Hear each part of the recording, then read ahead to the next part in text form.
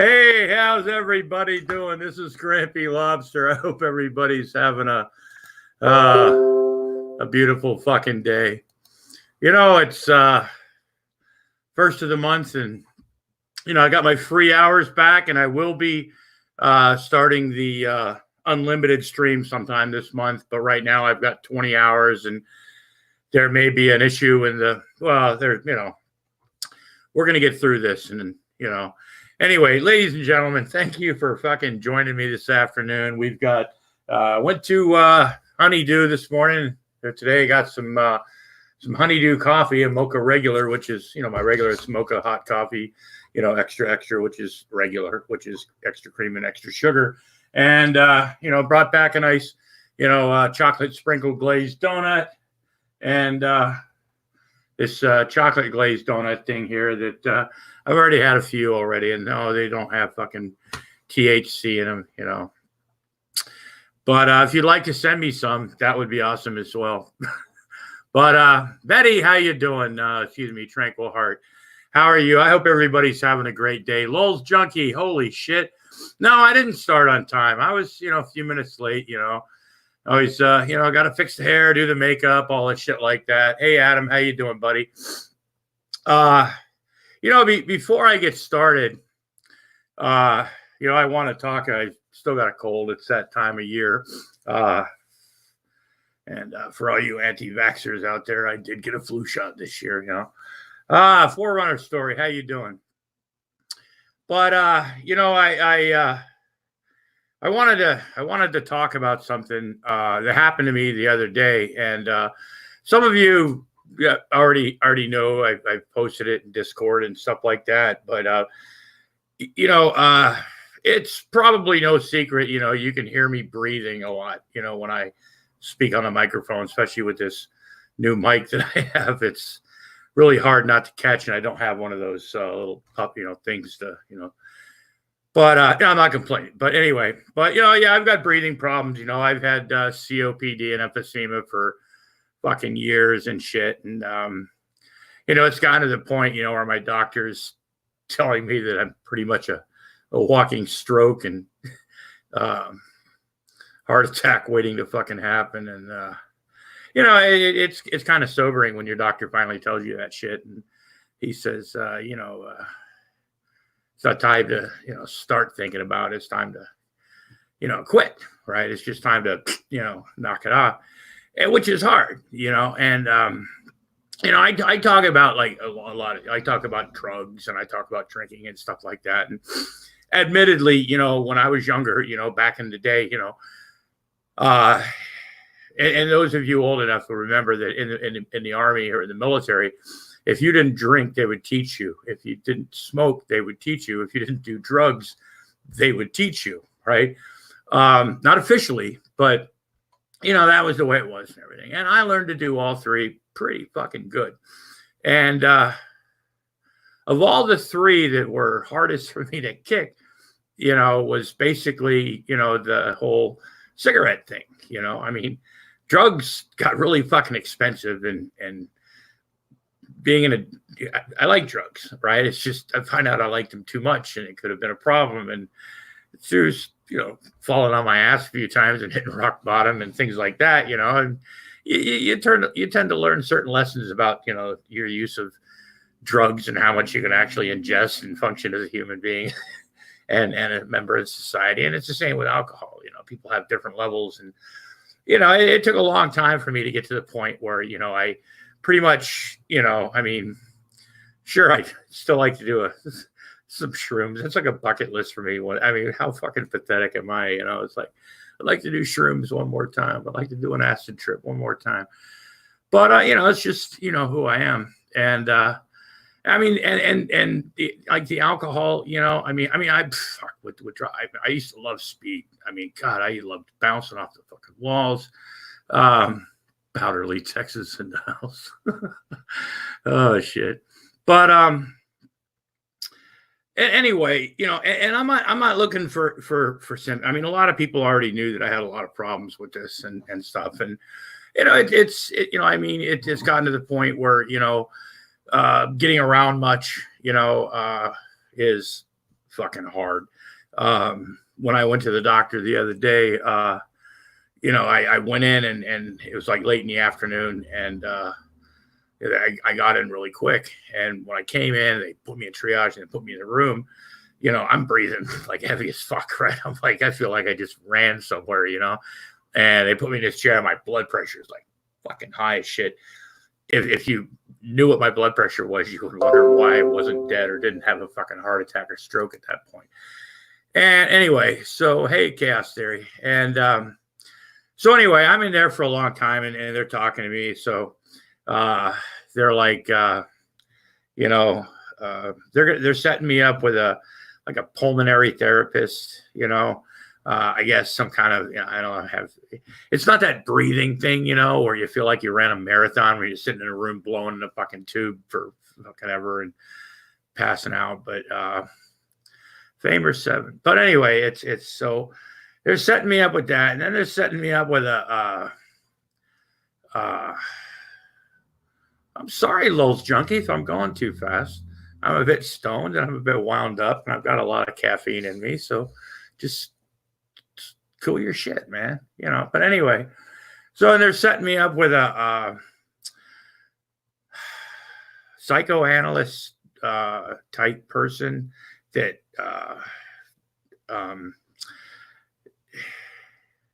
their specialty is addictions and stuff, right? And so they're setting me up with that and trying to get in my head, and which should be fun. But so they're actually taking serious. I mean, they asked me, they were like, what could we do for you right now, right? To get you to quit, and everything. And I mean, just, and anyway, so how you doing, Lex? But they asked me, they go, what can we do right now? And I said, if I was smoking crack, right, or doing meth, right, or any other drugs and shit, right, ripping farts from the Hell's Ministry. Oh shit, I've got to have some of the craziest fucking side chat out there. But yeah, don't tell them about your Lulz addiction. Oh, trust me, they know. You would be surprised how much of this interaction stuff has actually been discussed. But anyway, I told him, I said, if I was on all these drugs, you motherfuckers, I mean, I didn't say it like that, but I said, you guys would be beating feet to get me into fucking rehab. But I said, my thing is cigarettes. So you guys want to give me fucking patches and fucking lozenges. And I use the lozenges. And quite frankly, I try to tell myself it works sometimes, but if you eat too much of them, if you use too many of them, it makes your stomach hurt, which is side effects. There's side effects with everything, But anyway, so, I'm doing that and everything, and I'm a little edgy and everything. It's a good thing I'm stoned, because as a nonviolent person, I just want to punch shit. I'm fucking agitated as fuck. And, but anyway, so, I've got all this shit going on. And the other night I posted something in Discord and everything. And, I wanted to say one more thing for, rehab for cigarettes, man. I mean, the doctor actually told me, I mean, not officially, because, they can, but I explained to him, he goes, how long have you been smoking? And I told him, I said, the day I went in the Army, I said, I don't think that I'd ever piss potty pants in the fucking room. I love this shit. I am not kidding. Oh, God. Apparently, I'm getting some of the people. I just got some subscribers from Gary Snowflake, the guy that does those beautiful fucking videos on fucking, that shitbag hauling wolf emo guy. Oh, fuck. But anyway, where was I going? But anyway, but yeah, I started this, when a while back, and I was just kind of like treading water and everything. We all know what I went through and stuff like that, and with other things. And you see, this is the whole thing. this illness that my fucking weakness for cigarettes and my breathing problems is how I got myself in trouble last time by talking about this on the air. And people know that I like to fucking talk about myself. I mean, for good or bad, and it's usually stupid shit that I've done, or, like I've said, I'm not a role model. But this is how I got myself in trouble a couple of years ago when I was in Baltimore, and Von Helton took it upon himself to claim that the gods had given me cigarettes or some shit like that, and somehow the gods may have intervened on the fact that I have emphysema. And then me and Look at Pig took it one step further, and then I got, well, we all know what happened with that. But see, that's the same thing, I mean. So I kept thinking to myself, should I talk about this? Because you like to talk about everything. You like to talk about the stupid shit you've done in your life, the mistakes you've made, because I am no role model. I've never claimed to be a role model. I'm not the brightest guy in the world, but I like to have fun, and I like to talk about the bullshit that I've done and the things that I've seen sometimes. And anyway, no, Lex, it's not herpes. But anyway, so, I got that going for me and everything. And so, they're working on that and everything. And then, I mean, who'd have thought, cigarettes are my fucking Achilles heel, I always thought it would have been fucking drugs or some shit like that. But, or alcohol, I mean, I even beat Hep C, I mean, drugs. I mean, look, back before tattoos were, and you heard about people like this, right? I got a fucking woman's name on my fucking arm. Why? Because years ago when I was really fucked up, I thought that would be a really good fucking idea. And so when it was like not even fucking done and everything, the next day the guy was going to come after me. And this was the old Indian ink shit, the really totally fucking sanitary shit, and then I got another one over here of a duck, with a guy going, who, me, Anyway, so, somewhere along the line, or maybe sharing needles, or I don't know, whatever. End up with Hep C. And then years later, I'm finally Hep C free, I mean, and, don't really do drugs anymore. Well, like I said, if I was offered a fucking couple lines of Coke or something like that, or a bag of shrooms or some shit like that, I would not. Well, yeah, nah, I probably wouldn't say no. I mean, I wouldn't be like, I'm going to do this every day, but, I mean, it's a bucket list thing. Like I said, I am not a role model, but anyway, and you wonder why how I got this, and this is why I like to do things on the internet, because, getting around isn't so easy anymore. And, and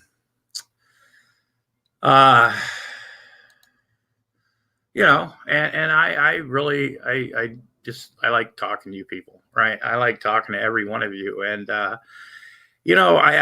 got to give, a special shout out, right? When I started this Fun Brigade thing, right? I didn't even realize I put out hashtag Fun Brigade and played the Fun Brigade song. I don't know how many few times. I just always liked that song. I've told a story about Sheriff John when I was a kid, and that song always had stuck in my fucking head and shit, right? And when I saw it on the internet one day, I thought, holy fuck, I want to share this with the fucking world, right? So I put it in. I kept putting hashtag Fun Brigade. And Adam E. was the first person, right, whoever hashtagged Fun Brigade back. And quite honestly, I have to give him credit because he has taken the hashtag Fun Brigade from just a hashtag to what we have right now, ladies and gentlemen. I mean, I've seen screenshots of hashtag Fun Brigade.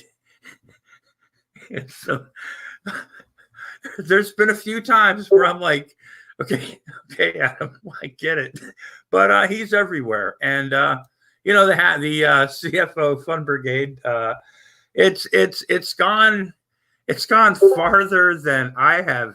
If it stopped right now, I would actually feel like I accomplished something because I turned something that would, and it's the same way with the Grampy Lobster thing, right? I think Lowell's Junkie, you remember when I was in Oregon like 4 years ago, right? I was still doing the secular lobster thing, right? And I was in the side yard covered patio thing when I was in Oregon, and I was still secular lobster, whatever like that. And my sister and I, we were getting rid of a bunch of my my grandfather's old pipes and old stuff that. And my grandfather, I've showed you all the pipes that I've, shamed my family name in with by smoking in them.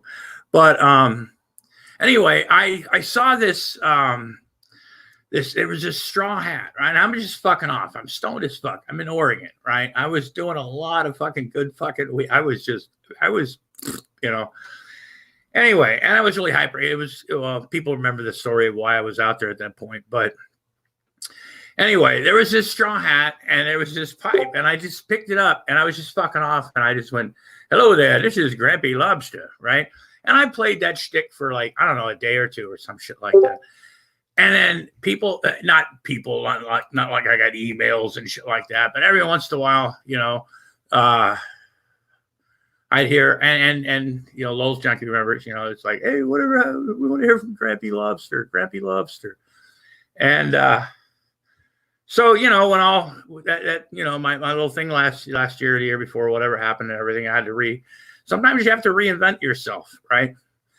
And I just grabbed onto Grampy Lobster, and it thanks to you people, it's pretty much stuff. Now, some people insist on calling me Grumpy Lobster. Now, admittedly, I've got my dirty coffee cup back there. It says Grumpy Lobster Club. The wife, bought that for me. But anyway, but and a lot of people think that I'm pissed off and angry when I'm really not, or I'm triggered. Now, like I said, there's times where people think, and look, tell me, see if you feel me on this one, right? You ever notice those times, when somebody says something to you, and they go, "Ooh, Gary, oh shit, Gary Snowflake's in the side chat, that motherfucker, son of a bitch, Gary. I hope you die of cancer, Gary." Gary, I saw those videos that Emo was doing, trying to duplicate what you and the other, or whoever it is, you guys that do that. Like I said, whoever you are, you guys are funny, right? I mean, very original, and you guys, I don't understand some of the storylines you're going through. I think it would take too long to like explain them and stuff, and I understand that, but what you guys do, it's just, I love it. It's beautiful. But once again, I'm sidetracked. Urban Vein. I sense shame. Shanny's videos are removed by herself. Very good. Well, Grampy Lobster community bless. Oh, well, thank you. But anyway, so I grabbed onto the Grampy Lobster thing, right? I figured, what the fuck? Yeah, I had that in my back pocket, which when that's what all you have, I mean, so, I jumped on that, and slowly but surely, I was, getting a few, subscribers here and there. And, I grabbed some from the Boit, which is a bizarre community, and Brad's in that community, and he'll, I pretty much don't pay attention to that anymore much, because on so many levels with some people in that group, it's like you feel dirty watching it, or just like, what the fuck? And at times, certain people, Brad, he covers a lot of shit, Brad, if you're still out there, I still want a recording. Yeah, it is a nut house. I want a recording of your laugh. That's one of the most, you and Charlie Miller, Schneider the Handyman, have two distinct laugh that you like fuck you. You've got that, anyway. But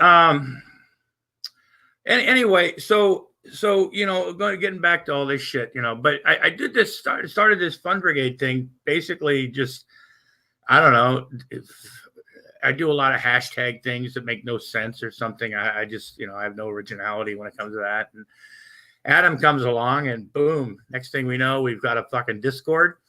If you don't know about our Discord, I'm sure Adam would be glad to put it into side chat. It's not a political thing. It's not a, it's not like an anti-religion thing or if you want to like include like G-Man or Shanty for Christ and Rev type stuff, or just goopy crap. Yeah, then, but just your basic, hey, let's debate religion or no, that's not what that. This is for the fucking lulz. This is for fun people that like to have a good time. If you like to make fun of people, if you like to talk about people, if you like to show the weird things, show your comments without fear of being ridiculed for making fun of idiots, then the Fun Brigade is for you. Because we don't discriminate on, and it's fun. Yeah. Till your daddy takes your T-bird away. And I just did a Von Heltonism. But anyway, so, yeah, I figured, and I'm like, I figured, if there's one thing I've done in this world, right, I've brought people together with the Fun Brigade. So my legacy is the Fun Brigade, right? And Adam is the guy that made it all happen. And for that, and of course, all of you, even Wilson, and Wilson, you'll have to take that up with Schneider. I think it's personality stuff, but anyway, the other night I was really, really feeling down and stuff because it's not good to get news like that, right? Especially when the doctor looks at you and says, dude, you've got the fucking lungs of an 80-year-old man. And you're like, and, you do a lot of thinking, and I was really depressed and shit. And it still bothers me. I'm 60 years old and pretty much fucked, right? You laugh at death. I wonder why you're an atheist, But anyway, Honeydew coffee is actually pretty good coffee. They have better donuts than Dunkin' Donuts, but you guys make me happy. You guys keep me going. You guys make me, when I do my videos and everything, I don't get thousands of hits. I found my little niche in the internet world, because of all the people, and this is what gets me. And then I'm going to get onto the show because I've been running on for almost 24 minutes. But and this is the thing that a lot of people don't understand about the internet. And this goes out to a lot of people that think they're like internet famous right now. Far be it. I'm not claiming I'm internet famous. I'm up to almost like 428, I think. Thanks to the Gary Snowflake crowd, I think I've got a few influx of subs and everything. But so if you got sock accounts, if you have friends that have sock accounts, this is the race to 1,000, right? We're not going to sit there and go, hey, let's go to 500, ladies and gentlemen. We here at the Fun Brigade, we here at Lobster Studios and Hot Wiener Emporium, we're an ambitious fucking bunch, right? We're an ambitious fucking bunch, right? And we want you to be ambitious as well, right?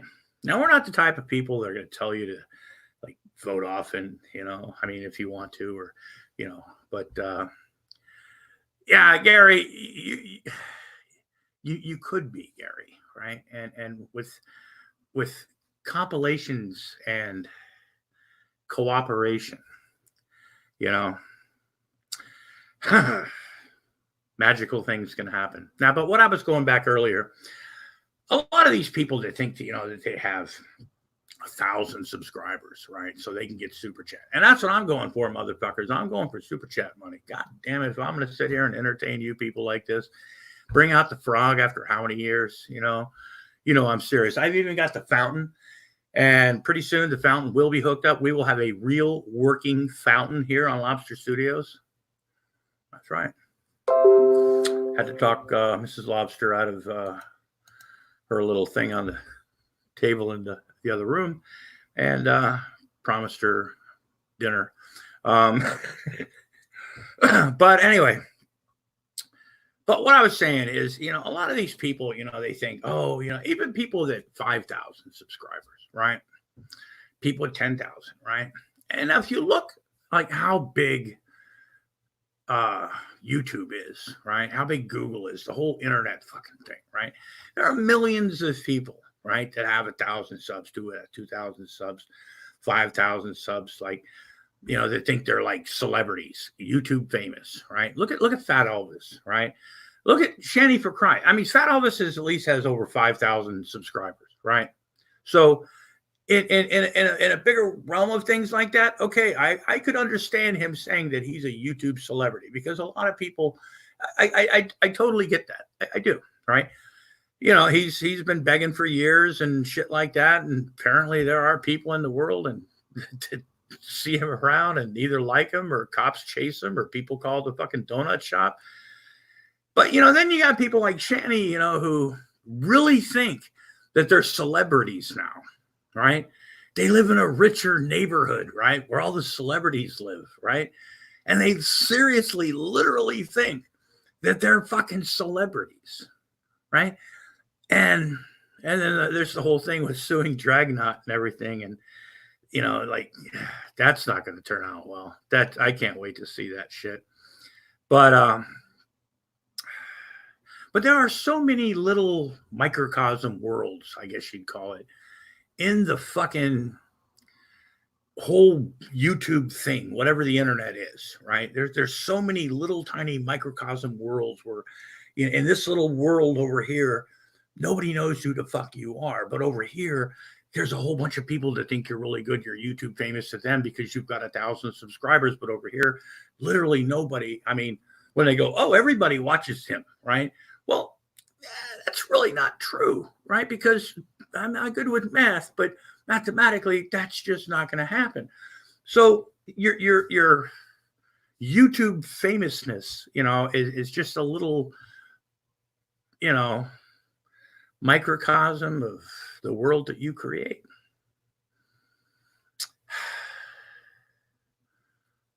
And we here at Lobster Studios and Hot Wiener Emporium, along with the hashtag Fun Brigade, we've got a little world for you, and we'd like to welcome you to it.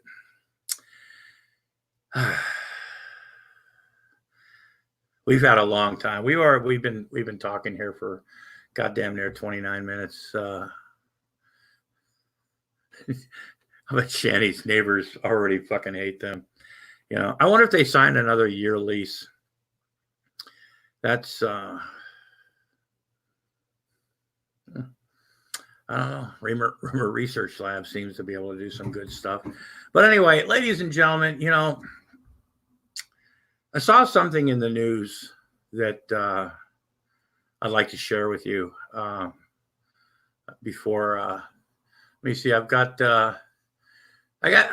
three really well. Okay, one, two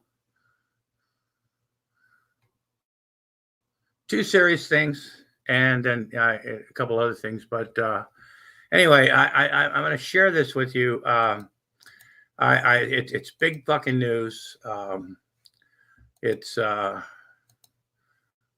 I don't know. It seems like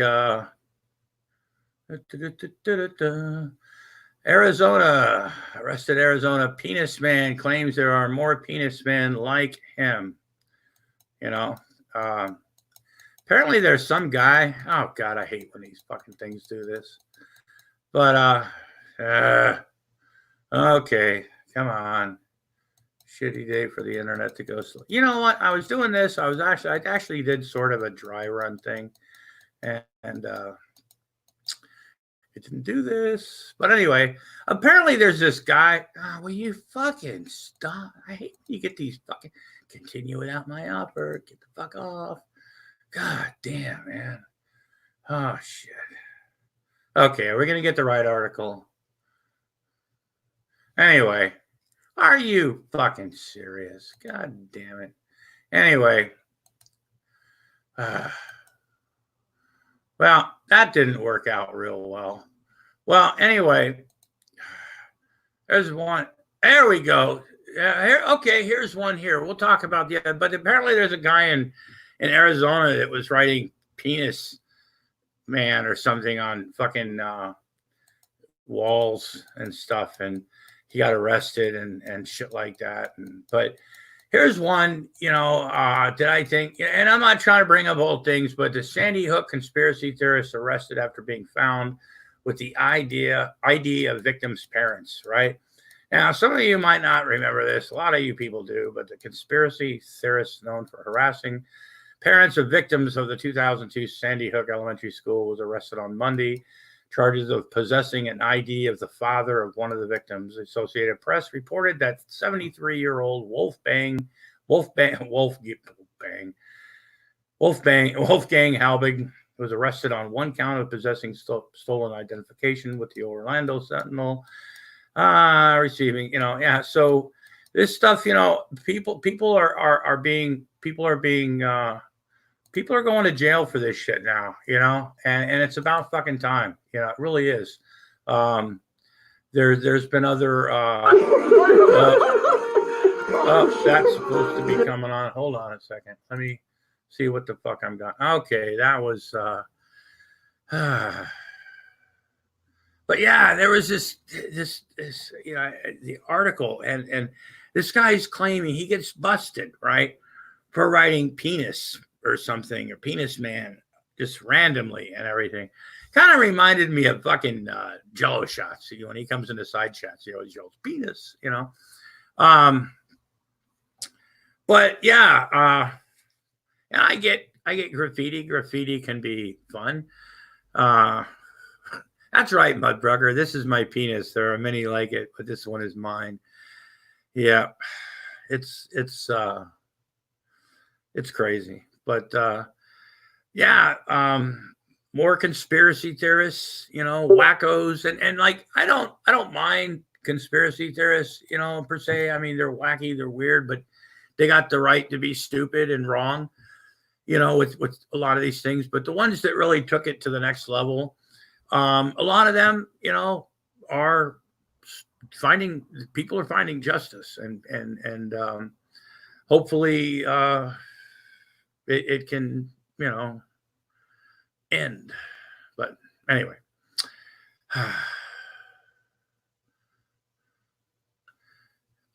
next. Yeah. Oh, had a brain fart there for a second. I'm kind of now. Mr. United for the Children sent me this video, right? And I'm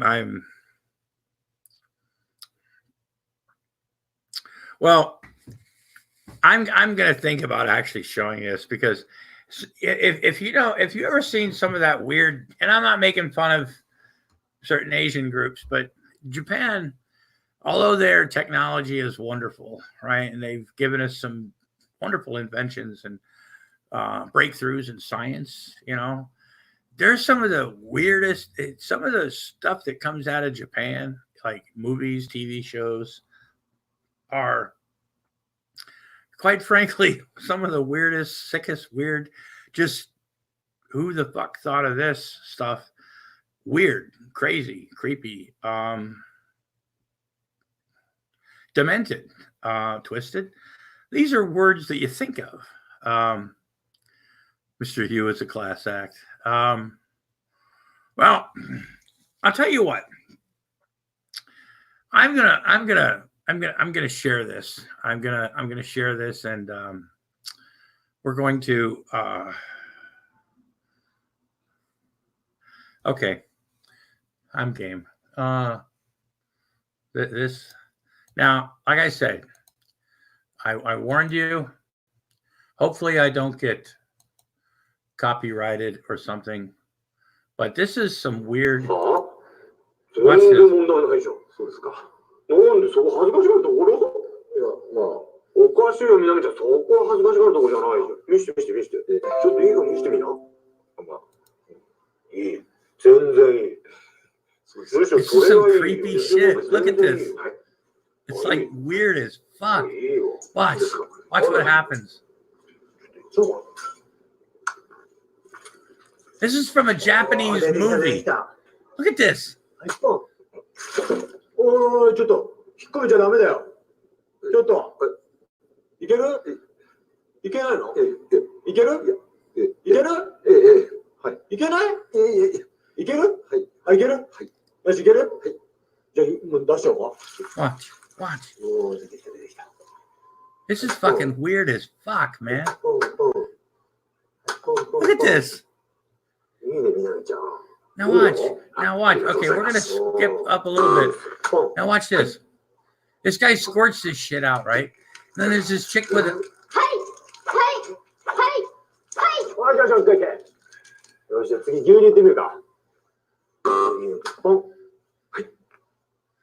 Seriously. What the fuck? Okay, now later on they're sitting down, right? He's giving her a pep talk. Okay. He's giving her a pep talk. Okay, she's getting ready. Right? Now watch this. Look at this. What the actual fuck? It gets weirder, people. It gets weird as fuck. Serious.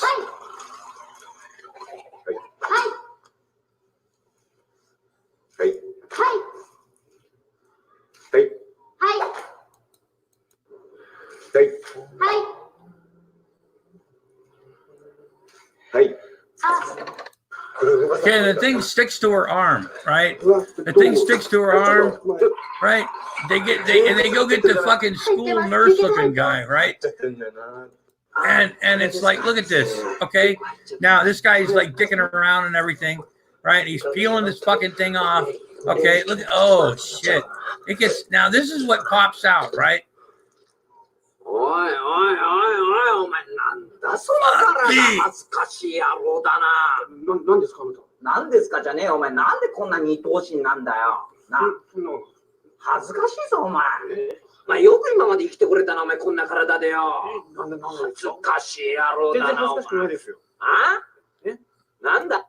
Okay. Oh shit, ladies and gentlemen, what the actual fuck? Oh crap. That was fun. That was hope you enjoyed that. From our friends across the Pacific Ocean in Japan. And it got really weird. It got weirder after that, you know. It was like 8.5 minutes, and watching it, I found rather disturbing. GY6. Well, you know, people send me stuff, you know, and I thought, what the fuck, you know? I mean, anyway, I have one more thing. You know what? I don't know. Some of you are aware of this. I have a special announcement. Excuse me. If you mute for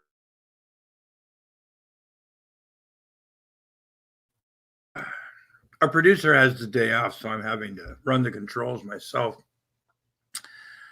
But there's a guy that has been around off and on, you know, for a long time.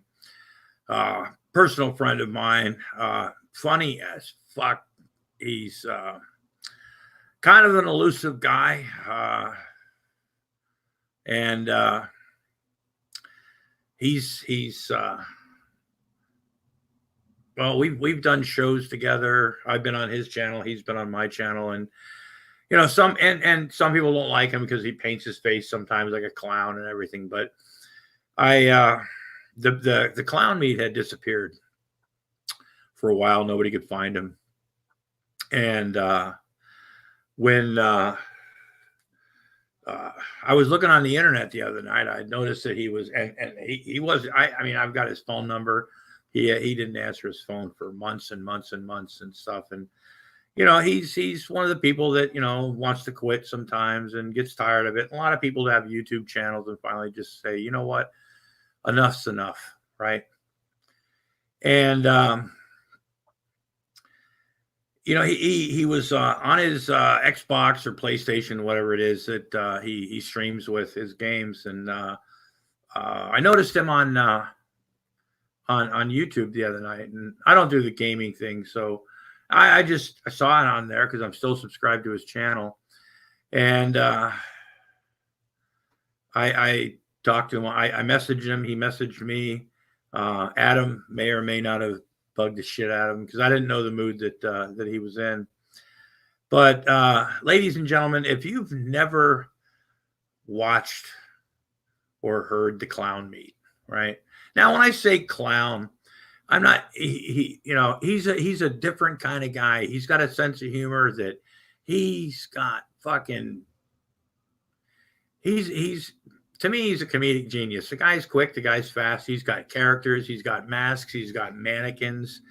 He's got mannequins with fucking 90s on, right? He's got a mannequin in the back that I've been trying to get the phone number from for probably 4 years, which that fucking mannequin keeps playing hard to get and won't return my fucking messages. But I talked to him on the phone, and he was ready. He was ready to just quit. He was ready to stop. He figured that he'd done all he could, because when he came out, you know, for those of you who don't remember, and it's not online anymore, I can't find it anywhere, but the old Gunpowder and Gasoline show where they would blow up fireworks in her house. They clown. I mean, they just were crazy fucking shit. He went all out in the beginning, right? And then kind of fizzled out because he was having a hard time topping what he does, right? And he burned himself out because he couldn't figure out a way to reinvent himself. Some people always think that they have to reinvent themselves, right? And so when he was, he figured he'd go online the other night, and he got a good response. Just, you know, little, like I said, the little microcosms of what we consider, you know, our little worlds and stuff. And it really, it made him feel good. And hey, we were talking on the phone, and he told me, he says, you know, I don't know what to do. He says, I gave it everything, right? He was under the impression for a while that he had to be YouTube famous, right? And I told him, I said, look, what is YouTube famous, right? How many people do you really want to watch your shit, right? Who's going to watch your shit, right? And I was explaining the old microcosm worlds and stuff, and we started talking a little bit more. And I told him, I said, dude, you've got more fucking shit in your brain, in your back fucking pocket, on your fucking pinky, right, than you can pull out of your ass at any given fucking time, right? And be funny as shit, right? Or different, right? Voices, characters, you know. And one of these characters, we're going to, this is an old video I found that I think will kind of give you a little bit of and there's many more. He's taken a lot of them down or privatized a bunch of them, his old hangouts and stuff. We used to have a lot of fun because pretty much, well, shit gets really weird. But we talked and he's off on the weekends. He's doing his job, and he called me. He messaged me from work yesterday, and he messaged me, and when he got home, he gave me a call. I mean, a real call on a real phone. Yeah, this phone right here. And we talked. And this weekend, we will be doing a live fucking lobsters with the clown meat. And personally, I think, you know, I told him, he says, well, I don't know what to do. And I was like, dude, be yourself, you know? I mean, because admittedly, he wears the clown makeup to like instead of a lot of people that would just use an avatar, he used the makeup, right? It's not that like he's not into clowns. He's in a lot of weirder shit than clowns, but you know, it's the way he masked himself, right? And I told him, I said, look, show your avatar, man. You got voices, you got characters. If you want to throw a fucking avatar off the face, because sometimes, you know, your best work is when nobody's looking at you. It's like when you're in the shower, you always sing your best, right? So we're in the you know, he told me he'd do it. We're gonna have fucking fun.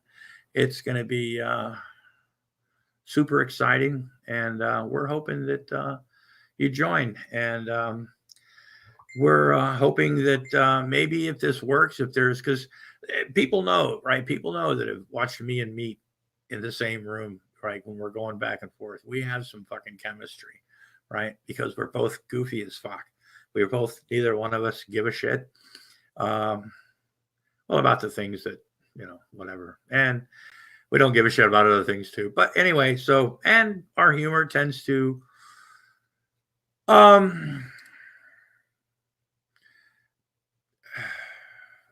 get a little bit questionable, kind of like,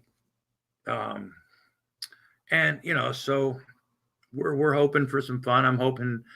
I told him, I said, dude, come in with both barrels if you want to show your face. If not, just put a fucking avatar up there. I really don't give a shit because it's gonna be fun. It's gonna be a lot of fun. And so what I'm gonna do right now is I'm gonna give you. And this isn't all he does, right?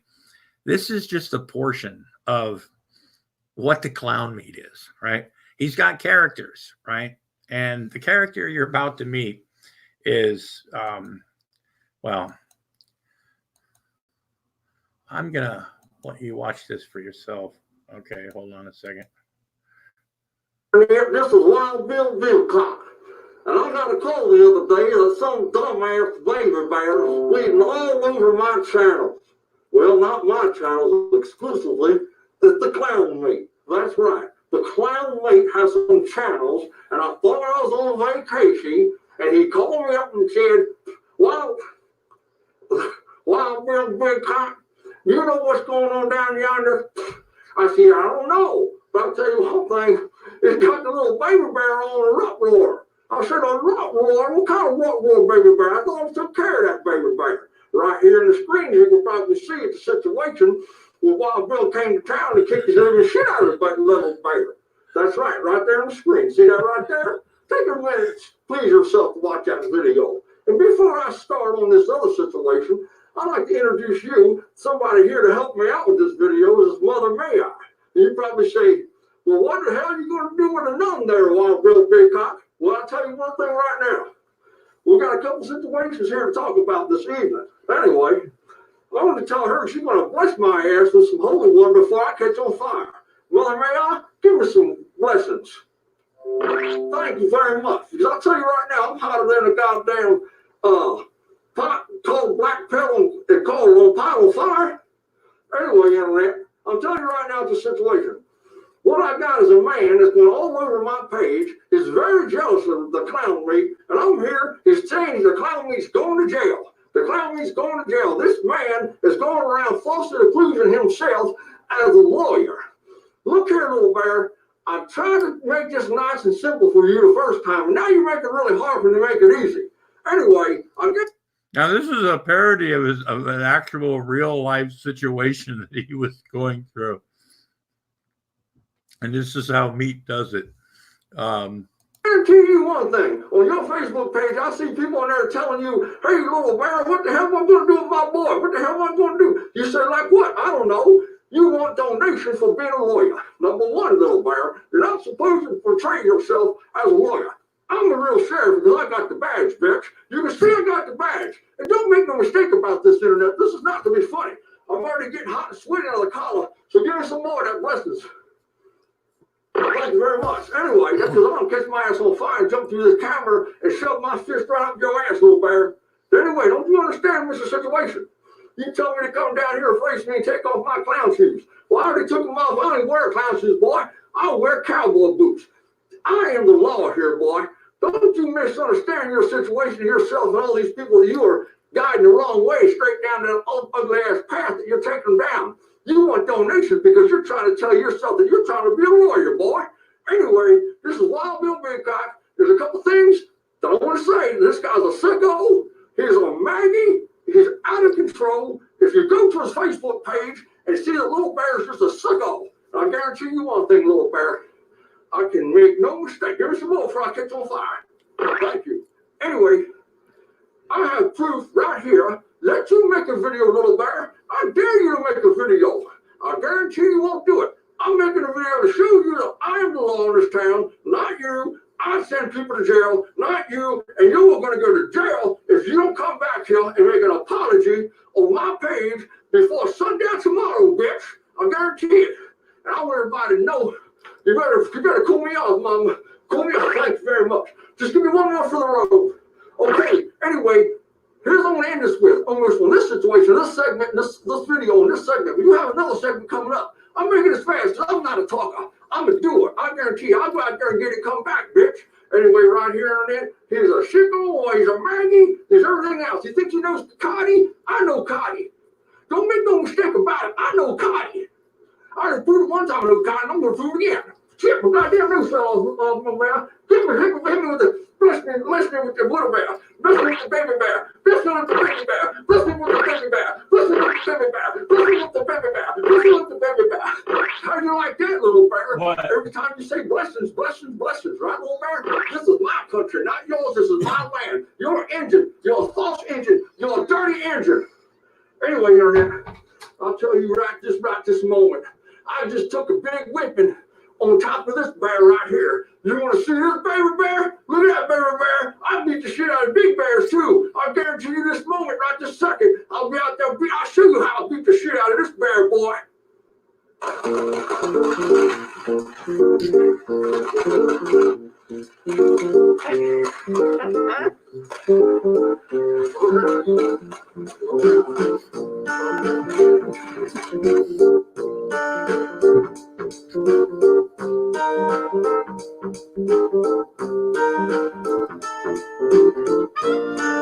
You know his neighbors love him.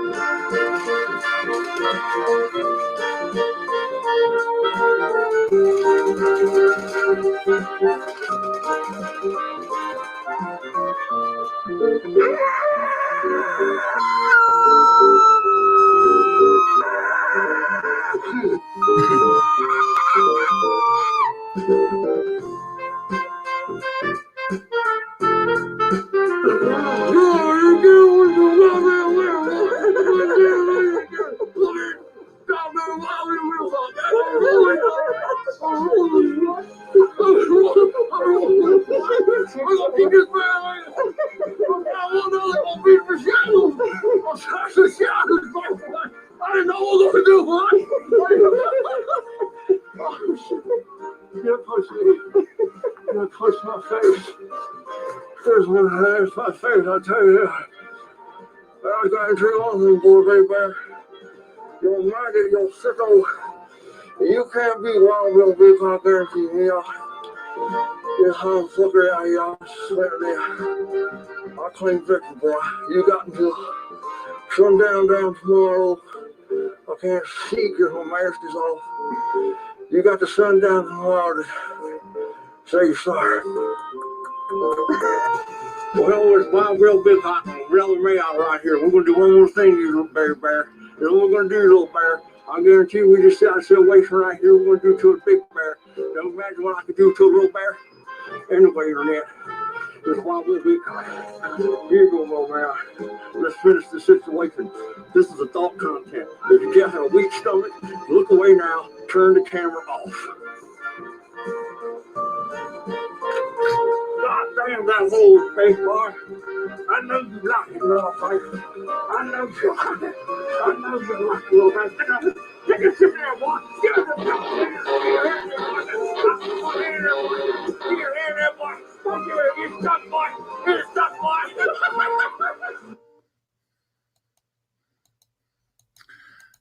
Okay, that was, ladies and gentlemen, that was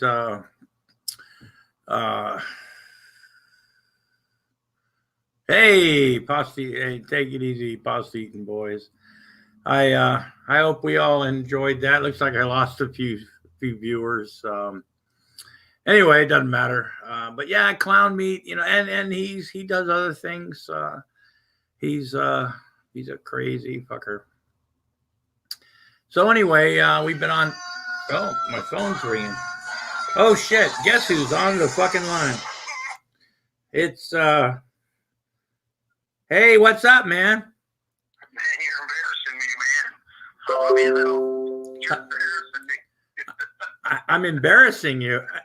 Ladies and gentlemen, we actually have the clown meat on the fucking phone right now. I come home and here I am. I turn my TV on and go to YouTube. I go to your channel and I see me. I'm like, Jesus Christ, now you're going to lose out 15,000 subs. Nah. God, man. I appreciate it, man. You're the best, man. You're the king of the goddamn sea. Well, thank you for the. You're the man. You're the man. I swear to God. So you're coming on this weekend though, right? Yeah, man. I'm gonna. Yeah, man. We're gonna blow it up, man. We're gonna blow it up. I'm gonna. I haven't drank in a year. Not that I ever had a problem, but I wish I did have a problem. I don't know about you, but I can't see the taste of any kind of liquor. But I think tomorrow night I'm gonna blow it up pretty hard, man. Well. What do you got going on tomorrow? Huh? What do you got going on tomorrow, man? You. Oh, okay, right, good. I still haven't brought the computer out. I'm sure I got 15,000 updates to do. Well, you need to turn it on, dust it off, take out the old AOL fucking disk and turn on the internet of today. Right. But yeah, it looks like Fun Brigade CFO found one of your fireworks videos. Yeah, I was thinking about doing another one of them today to close it out and do it live. I'm thinking. The problem is I can't go real big in the house because I can't see or breathe, so I might keep it down to a minimum. But I mean, I haven't did one in a while, but I can't thank you enough, man. And whoever watched that mess that just you had on the screen, whoever liked it, I appreciate it. That's one video I probably don't like too much, but what, the one with when you're beating up the bear? Yeah, I thought it was funny. I was like, I don't know, man. I was pushing it too. I was trying to make it. I don't know what I was doing, but I can't. All I kept thinking was, I'll bet your neighbors love you. Yeah. There was a couple times I was chasing Dr. Phil around the yard, throwing firecrackers at him and doing other stupid shit. The kids were behind us on the porch, just sitting there staring like, I don't know, you guys don't do this either. You guys don't do fireworks at each other. I knew you're doing it live, man. That's what I tell you. I call you up and tell you I love you, man. Okay, well, take it easy. All right, I'll see you tomorrow, man. Okay. Thanks a lot. Holy shit, ladies and gentlemen. Right, live updates on Live Lobsters, I mean, what the fuck? Oh, yeah, gunpowder and gasoline. Adam just posted that on my messenger thing. Anyway, so we've got that to look forward to tomorrow night. It's some wacky shit. I mean, now he's not going to like shove a fucking plastic toy gun up a stuffed bear's ass. I mean, I really don't think that Carl would. We have an ethics code here at Lobster Studios and Hot Wiener Emporium, and I've already talked to Meat about that, and there will be no stuffed animals will be inserted with anything anally. That's just, well, we won't stand for that. And there's a couple other topics that we'll not bring it. We'll try to bring it down just a little bit, but it's going to be fun, ladies and gentlemen. It's going to be a lot of fun. And when Meat's kind of, Meat's got to be in the mood. So Meat probably will be a little drunk. He doesn't drink a lot, but when he does, he's a lot of fucking fun. He's a class act. He's not for everybody. And I get that. Some people go, oh, he gets really sick and everything. And I'm like, well, what can I say? Well, we're down to 10 viewers. Anyway, and that's fine. Don't care. Doesn't bother me none. You want to go to somebody else's channel, or this isn't entertaining enough for them, How do they know? Hey, Doc, how you doing? How do they know I wasn't going to put on the donkey suit again? How do they know I wasn't going to, I don't know, yodel? which I would never do because I don't know how to do it. I think yodeling is really weird. But ladies and gentlemen, what we're going to do right now is we're going to open up the side chat. Or excuse me, we're going to open up. I'm going to throw a link into the side chat. I hope somebody wants to come in. Rumor Research Lab, Doc, somebody, please come in the room. Have fun with the lobster. Let's have a little bit of chat. Let's talk. Let's find out what's on your mind. Open topic, ladies and gentlemen. Open topic. Somebody wants to come in and chat about literally pretty much anything. I mean, with certain restrictions. I mean, what I'm gonna do, I'm gonna stick the little earbuds in, and hopefully somebody pops in. Hey, how you doing, Bozo? Wake and bake time. Oh shit, are you late, Bozo? God damn it! Did you just fucking show up? I don't know why I have earbuds in now. Mrs. Lobster left, and so. The door's closed, but still, we want to. Anybody? Like I said, we got the link out there. Hop on in if you want to chat. Doesn't matter who. We'll have a good time. We'll,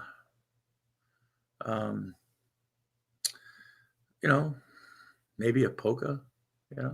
Hey, who knows? We might just. I was up late wanking on my guitar. You was wanking on your guitar last night, oh, was you, Bozo?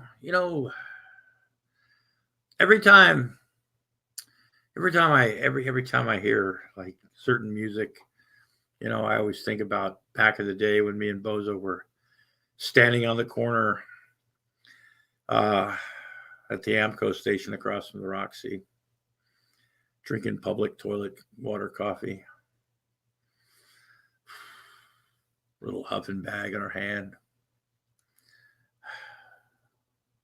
And we'd look across the screen and, across the street. And there was times, we'd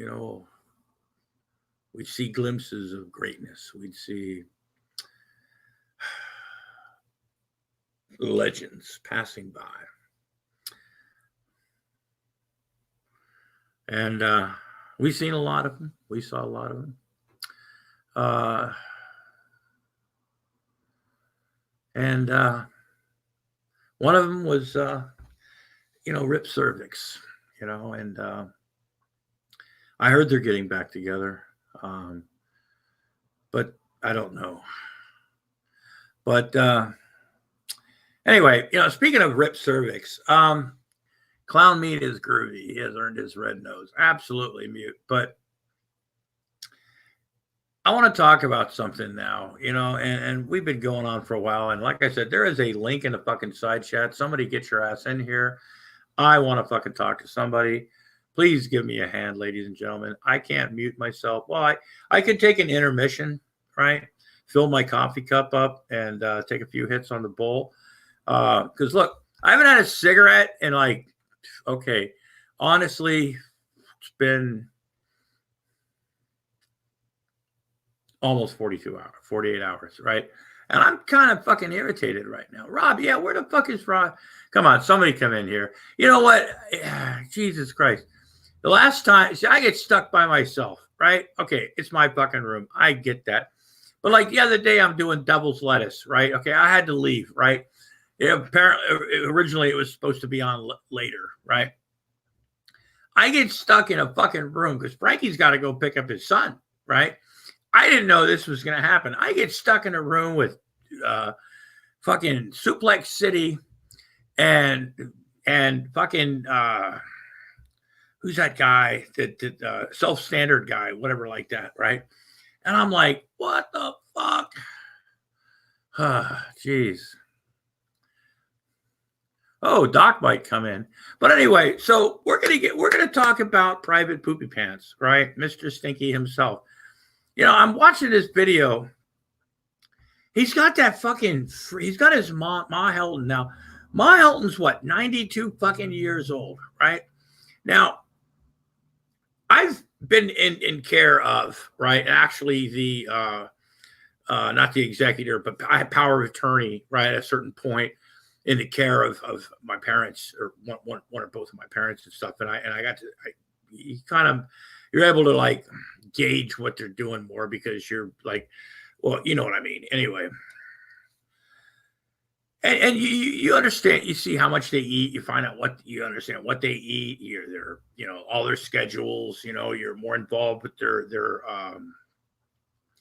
bill paying at times, because, just, they're older, and, we know that the local trolls, or as Vaughn's local problems, is the Frosts, but, and there's accusations, going that the Frosts are stealing.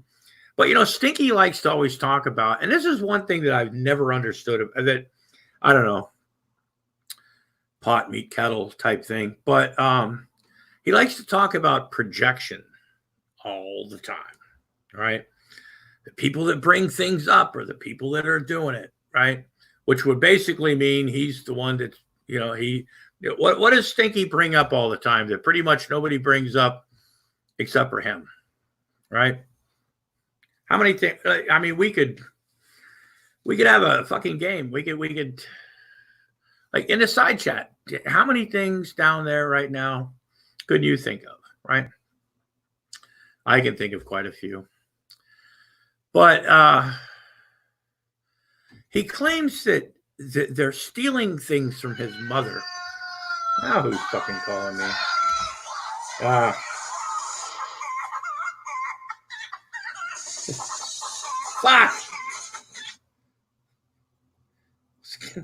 That's my fuck.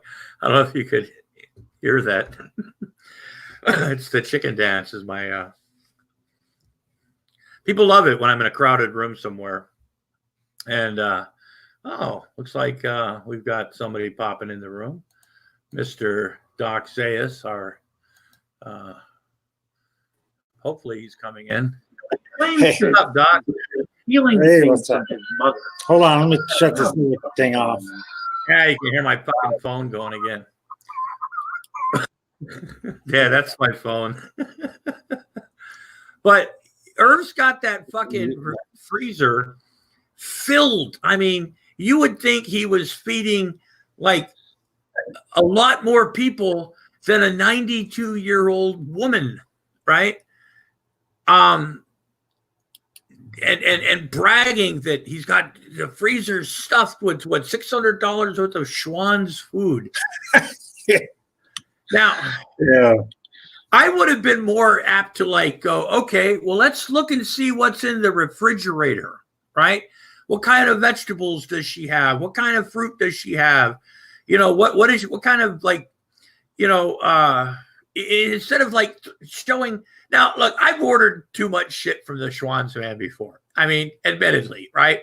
I've done that before because it's easy and stuff, and I've done it a couple times, and then go, I mean, some of it's good. I mean, I'm not shitting on Schwann's, but his projection of literally everything that he fucking talks about. Doc, what do you think of that? I was trying to figure out who he was saying might be taking it. I don't know if it was reptilians or. Oh, it could be the reptilians. Yeah. How are you doing there, man? I don't know who's taking her Hello. food. Hi. Hey, what's up? How's everybody doing today and this week? I'm doing fine. How are you doing? It's Doing all right. Friday. I don't know if I've met you before. Oh, she's a Gary Snowflake. Holy shit. Gary fucking Snowflake. Holy fuck. How you doing? What's up? Oh God. You know what? Thank you Dude, so I much. love your channel, man. I love your channel. I watch your shit all the time. I've been watching a lot of it. You've been getting Elmo way before I have. Oh, I've got him on. I get the bell. I've watched him for fucking years. I've got so many videos on my hard drive, and I had to get something past Von Helton, right, and everything, and I discovered him a long time ago, and his old shit where he was quitting YouTube, and I'll never get 1,000 subscribers. Yeah, I'm quitting YouTube. And then he'd go to Discord, and you fucking piece of shit. I mean, it's like, oh God, it's like a character, right? Oh, it's dude, like, I'm telling you. Dude, I mean, look, I've got facial hair, it's growing back and stuff. I've got hair, like this. And admittedly, my beard and my little whatever the fuck it is on my face, isn't always, You need to get your handlebars going. The trimmiest. Oh God, fuck you. Yeah, but at least you trim yours. He don't trim his at all. It looks like a fucking walrus. He's got those hairs in the front now that are like going down into his fucking mouth. And I'm like, dude, how the fuck do you eat? And does your husband kiss you? Oh, dude. Oh, the husband. I finally see what he looked like when he was in the trailer. I'd love to have a picture of that guy. I saw him from the ceiling. When I saw him in that video, his husband or whatever, did you see the look on? I mean, it's a reason. Oh, he was did not want to be on. He's like, I don't want anybody in the world to even think that I might be fucking you, right? Everybody wondered, who the fuck is this guy that's fucking Elmo, And it's like, he's got to be fucking, and now we know what he looks like. It's like, oh man. He put that intro video that he would do if his video came back, but there was no sound. And he's got all those little memes and shit, like, I wear diapers because I have cancer, right? Oh. Don't subscribe to Gary. Don't subscribe to Gary because he makes money off. And the thing, you know what? He wonders why he worries too much about why his videos are age restricted. He does it to himself. It says it right on there. Yeah, he gets really upset when you put diapers on him. I've noticed, like, he takes great offense. Oh boy, does he ever? Oh God, I'm serious. And then the first lobster one you did, where you did my Facebook picture or whatever it is, I'm like, okay, I kind of get that. I was like, I'm not sure if the guy's, And then when you did the second one, I'm like, oh God, I love this guy. He's fucking brilliant. But when you It just, I don't know if it's all, it just, oh God, I laughed so fucking hard, One thing though, I want everyone to know, I never do a video to be mean to anybody. It's all joking around. Yeah. No, I just find it funny, I mean, there are people out there that get them for the, fuck the cops and. Well, I mean, if you can come unhinged over somebody putting a diaper on you, I mean, good Lord. Did you see the last two videos he did of me where I thought he was going to have a heart attack, the shower curtain one? Oh, yeah. Oh, he just put one out now. It says, what a shirt so another troll fest on YouTube. Oh, I guess he's talking. I guess he found out we're talking about him. I don't know. We need to post the link to it. I'm not sure if I've seen that one. I've seen a bunch of them recently. But if you ever notice, he always says, and this is the last time I'm going to talk about Gary. Right? Remember when he put the block, when he's in the diaper, and he put that block on me and Steve P so he couldn't have to see my videos anymore? But he sees them. It's like, you need a block to stay away why from do people do that? Why do people make statements like that? Like, I'm quitting YouTube. Like, those are the people that are literally back an hour later, or like, I'm quitting this, I'm quitting that. It's like, oh my God. Well, Robbie Battles quit YouTube probably more. He did. I'll be back. He did his Gary Snowflake Marathon the other day where he played all my videos. And I let the little fella have fun at it. I was going to give him a copyright strike or nothing. There are people like, strike him. I said, no, I'm not going to do that. Let him have fun, Yeah. I thought he did I thought the job that he did, like trying to like do what you do, was funny in a really fucked up way. Like everything he does is in a fucked up way. Yeah. How about that big watermark right down the side of his face? Property of Emu Hollingsworth. Property of Emu Hollingsworth. I was dying, man. And he steals all my shit. Well, this'll stop him. In the face, when he slaps himself in the face and he steals my fucking face. What happened to him at the store when he started hating the police? I never seen that. That's who asked that? You? It was me, Darren.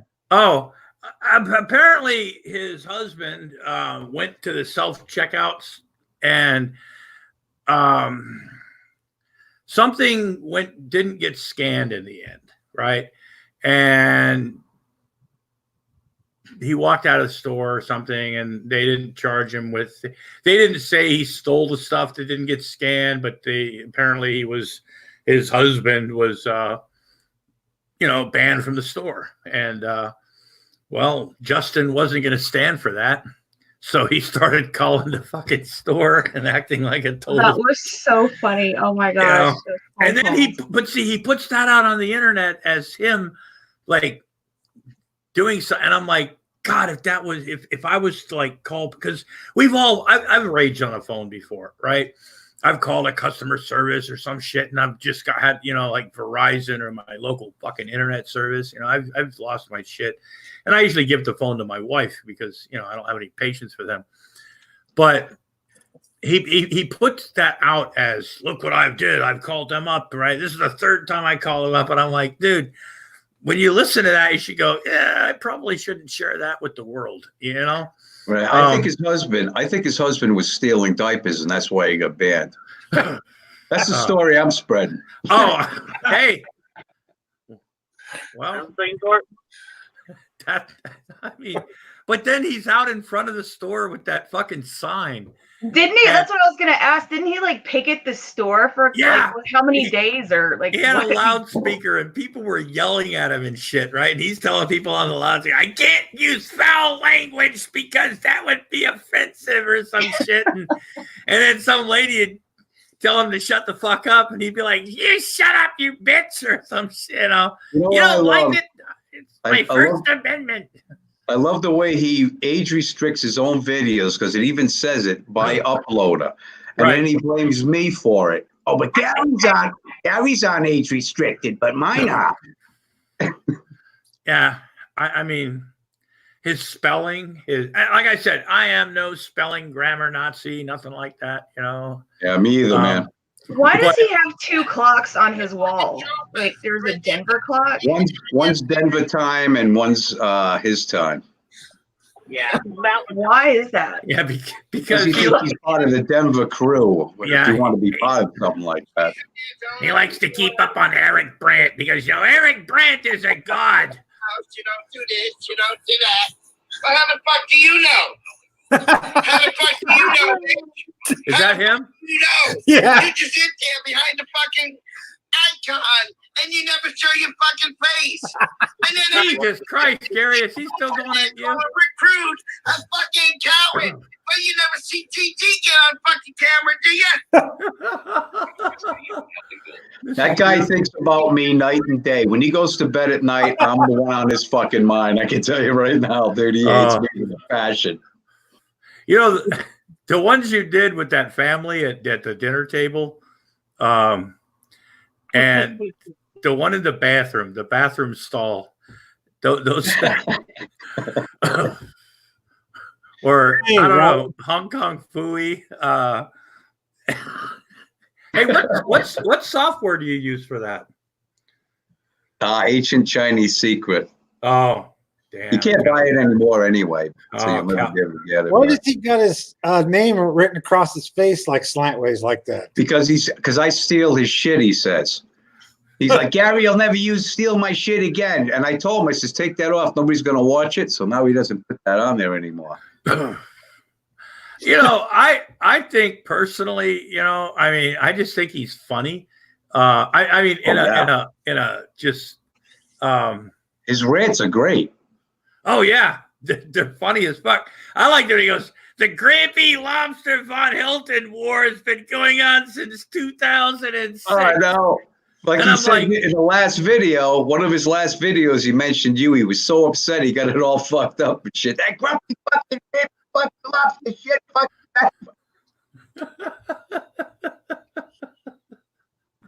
Like, how do you scream that much and not lose your voice?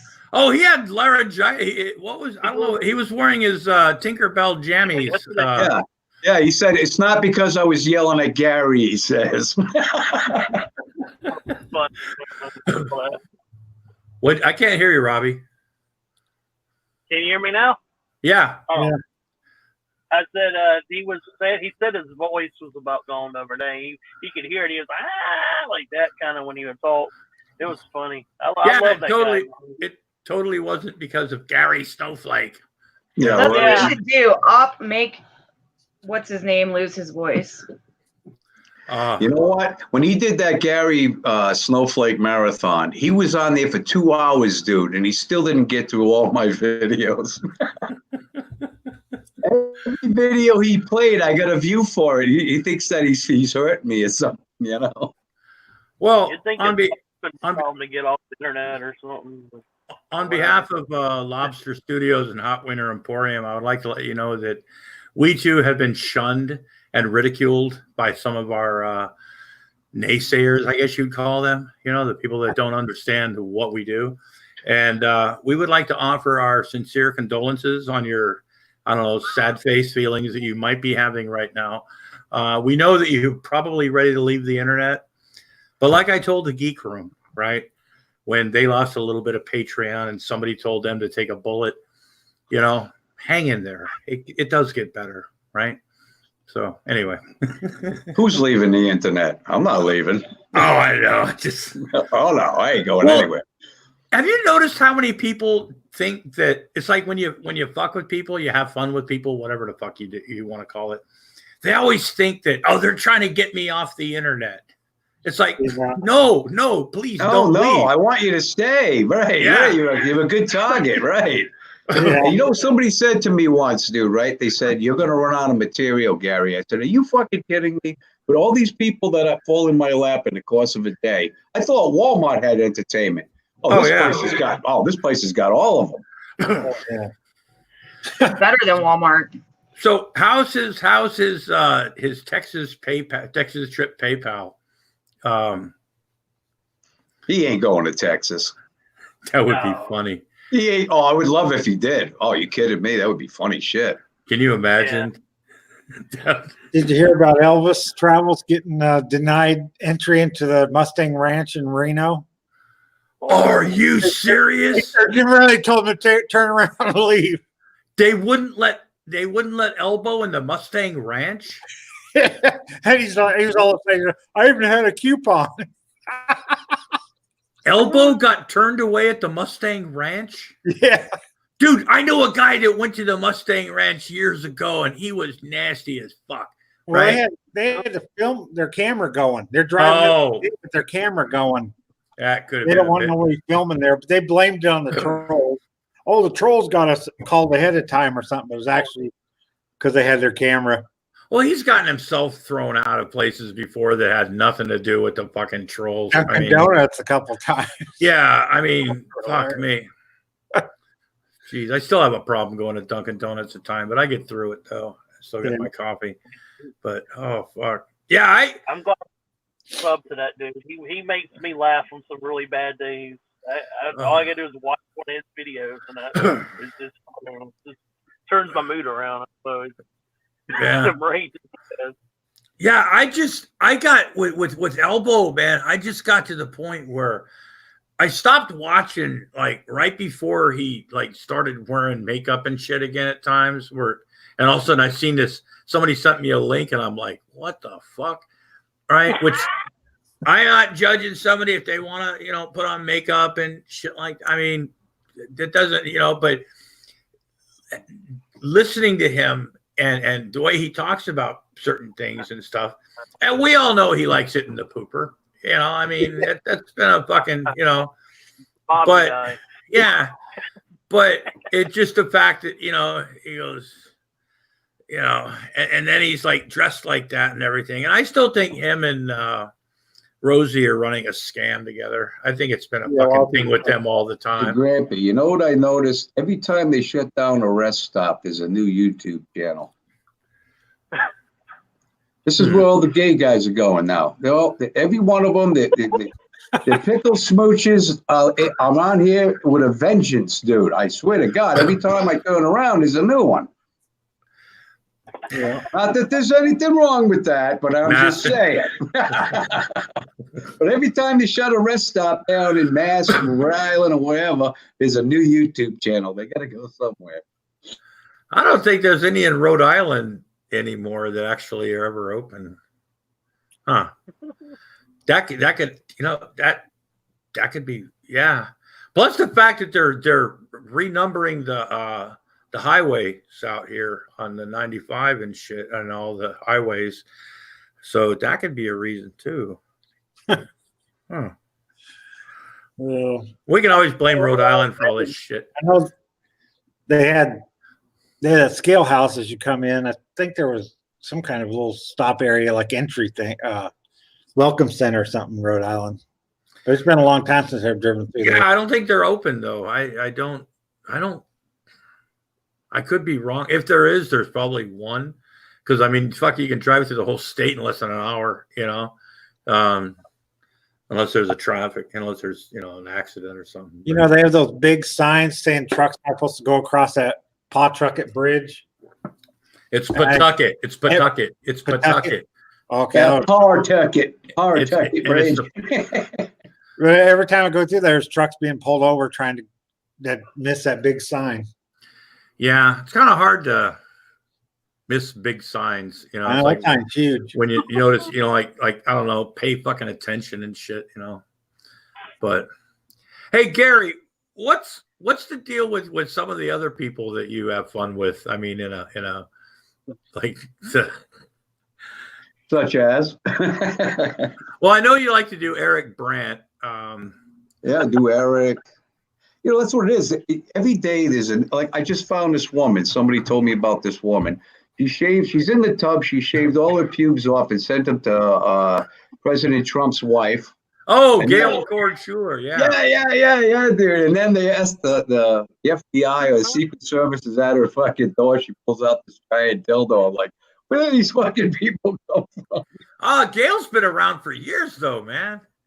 Hell, shit, yeah. Yeah. She's got like 8,000 viewers or some shit. Or it's like, yeah, from what I understand, she has like a subscription thing where she likes to send people naked pictures or some shit because she's the embodiment of sexiness. Oh my God. I'm going to throw up in my own mouth. And she will tell you that too. That Patrick Shaman guy, is he still around? Oh, you mean Patrick John Coleman? Yeah. He hasn't been around for it's like the only way I find out about him is through like if Psychic Vampires, if Mikey does something with that or something. But I do know I think he is around because I did 2 fucking videos about him when he was talking about lobster syndrome, that lobsters somehow are evil or I don't know, something about lobsters go towards a pot and want to be boiled or some shit. So it's like suicide or some shit or whatever. And I'm like, no, lobsters really, they're trying to actually get out of the fucking pot, you dickhead. But I don't know. I was having fun with that. But both of those got flagged for copyright. But I don't know. So I guess he's still around. Like they said, he hasn't done anything stupid lately.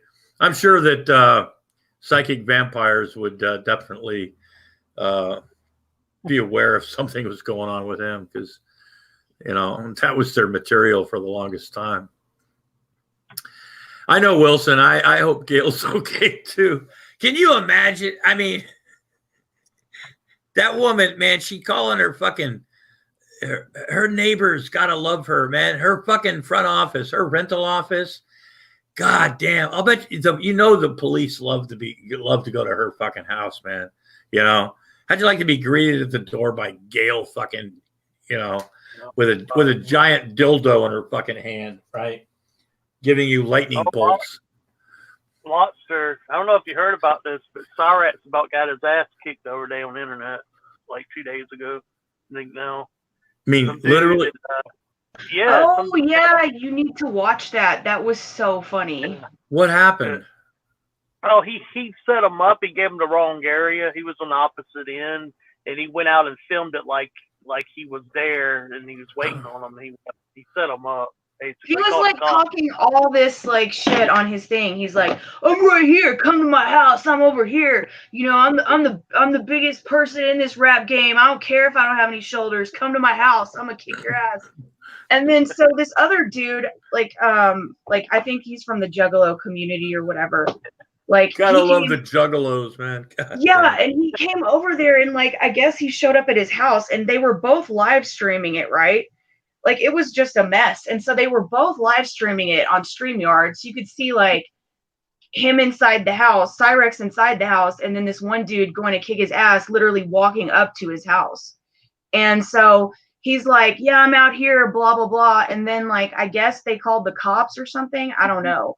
And so I guess he called the cops and then they were supposed to meet halfway somewhere and like a block away at some park.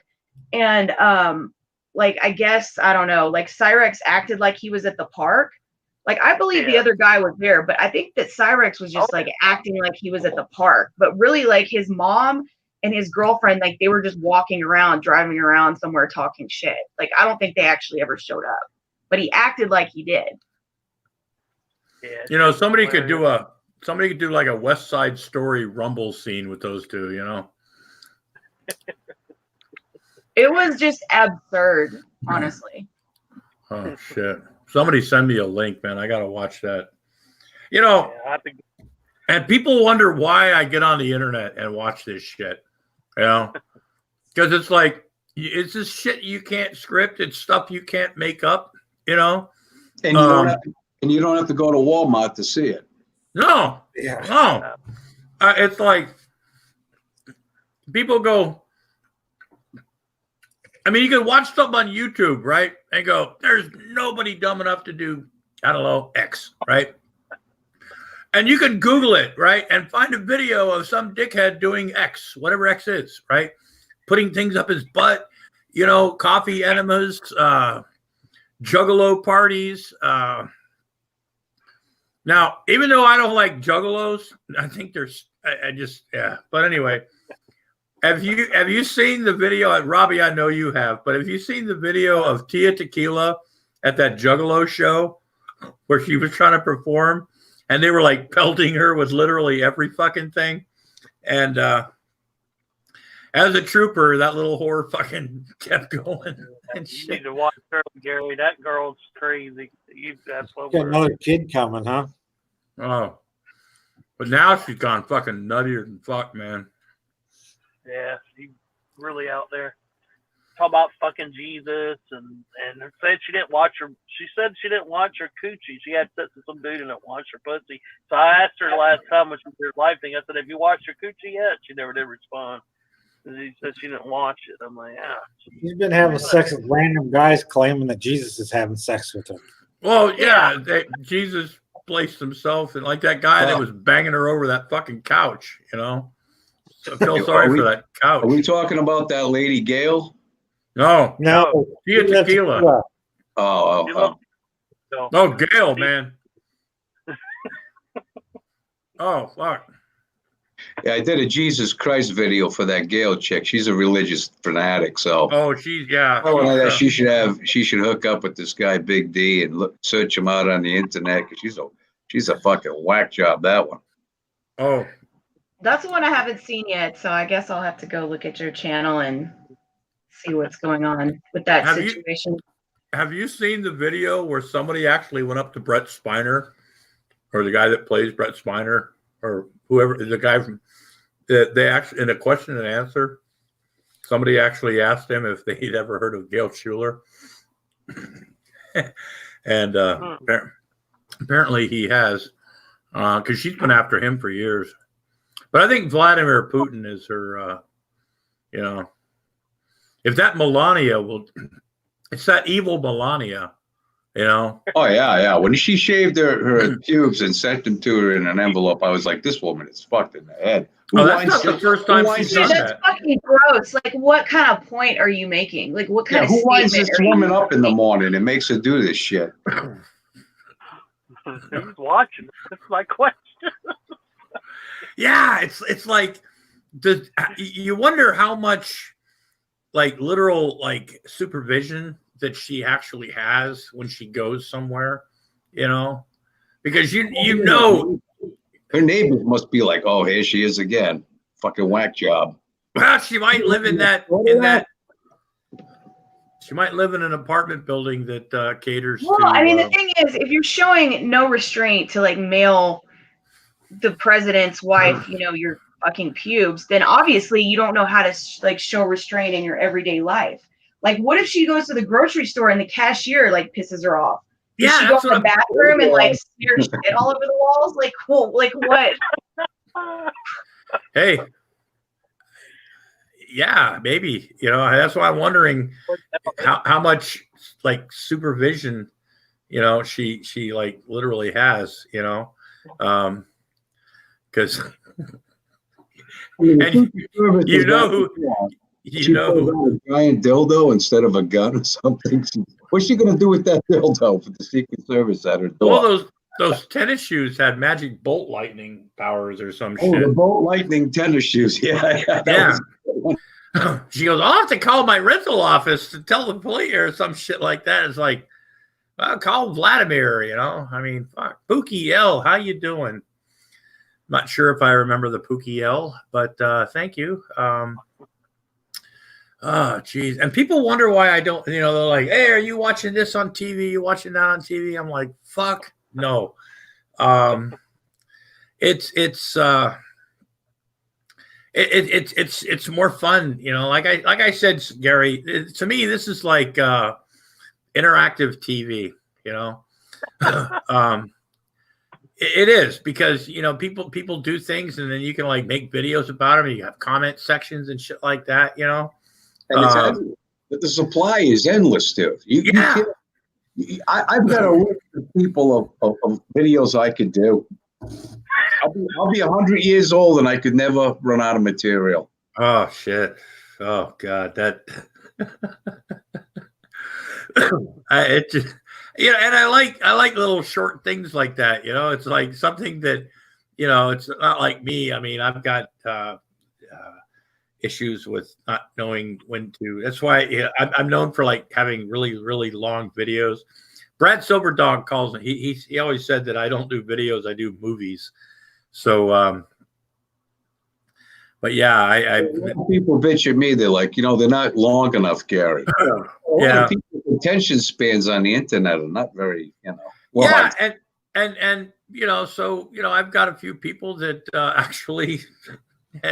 They'll tell you, actually, like Brad Silverdog says he waits till like in the evening, and him and his wife, you know, actually watch it on big screen TV because it's like a movie thing and stuff. And you know, I mean, if hey, you enjoy it the way you want and stuff, you know, and then people like me come around and acquisition shit, you know, and then you know when you were like use it what you want and stuff, and I'm like, well, thank you so much, right?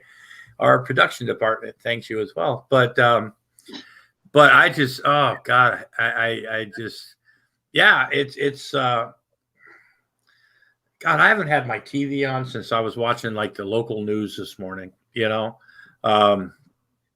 because there's so much shit on the internet. And then if people start sending you stuff, it's like, yeah. But it's better than TV. There's nothing but depressing. Oh, yeah. Where it is and all this other shit. Screw that stuff. This is a lot more fun, you know. Yeah. Lunatics, you know.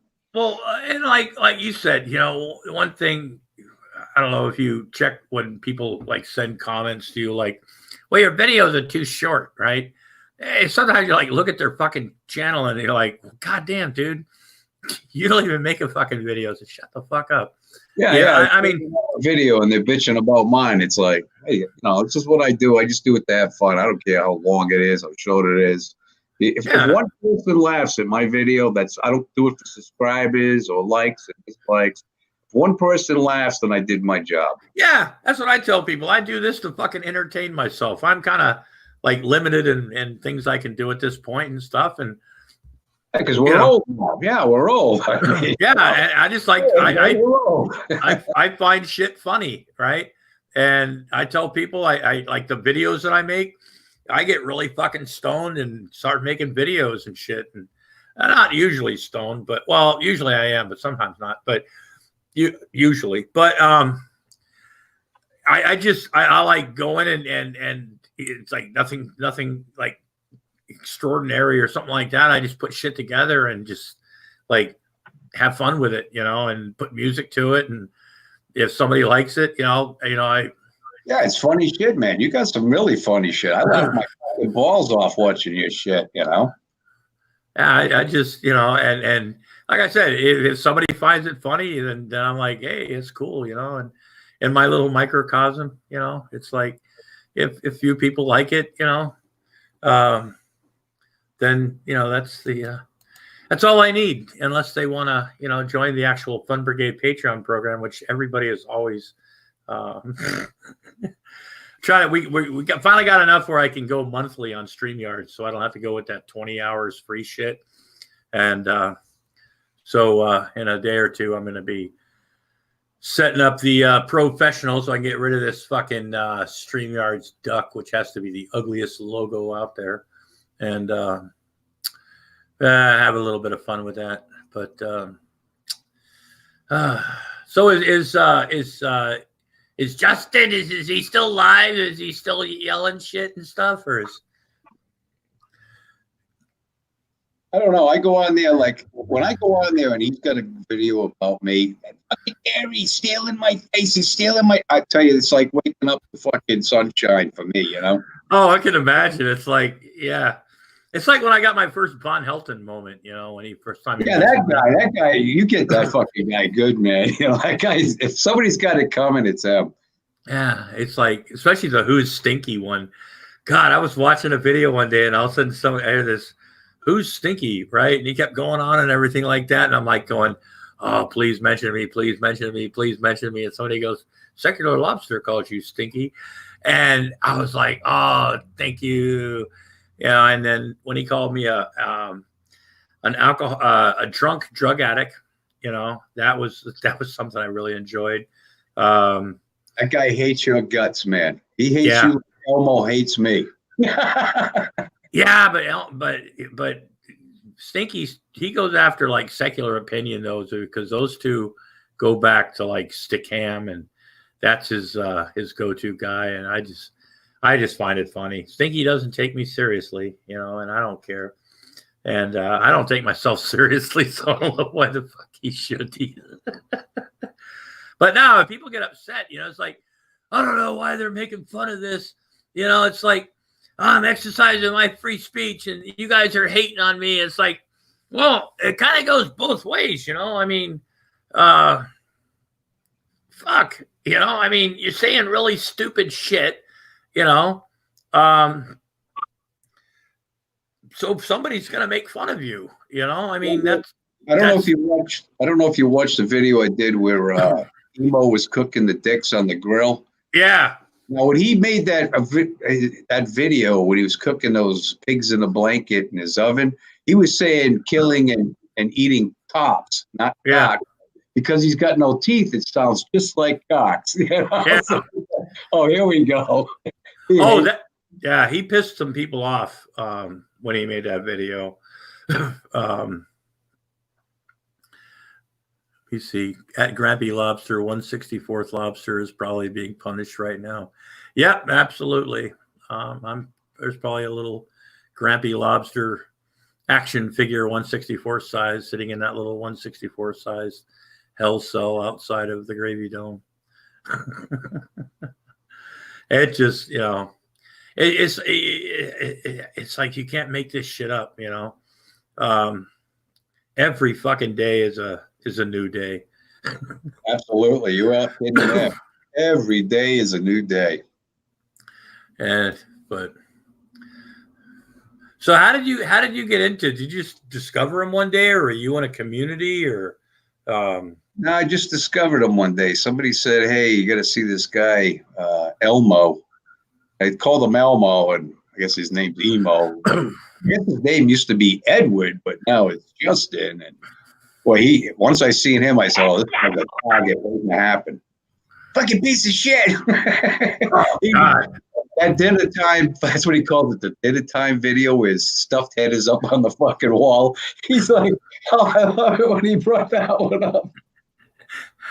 I saw that. I almost fell out of my chair. I was like, oh God. Oh shit. This is just I'm not done with that one because that guy targeted Citizen. He's been doing some videos, so I've been looking for the right audio because I'm gonna do it again. I'm gonna put more characters in that picture. Oh man, when you did the drone and the fucking fog or the chemtrail thing. The airplanes. Yeah. I was like, oh geez. I was like, this guy's got creative genius, man. I just thought that was funny as fuck. If you want to, you can use any of my shit. I don't give a fuck about copyright shit. I tell everybody, go ahead, use whatever you want. I don't give a shit. Oh man. God. I see that and I'm like, I can see this like, I don't know. Do you do all the voices? Yeah, I do. Yeah. Oh shit.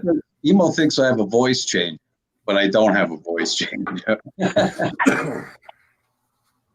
damn it! I like that when he made that pizza or whatever the fuck it was in that electric or air fryer. That air fryer the other night. I was always wondering, it's like, why do you have a fucking air fryer like in your living room just sitting on a like he's a gourmet chef or something. He's supposed to have ass cancer, but he's eating shit like that, you know? Yeah. But then did you see when he's bitched about me putting him in a diaper all the fucking time? But then he makes a video saying how he's been wearing them since he was in his teens. Because you don't like him in a bathroom. Yeah. He's not sitting on no nasty toilet. He'd rather shit in a diaper. Yeah, right.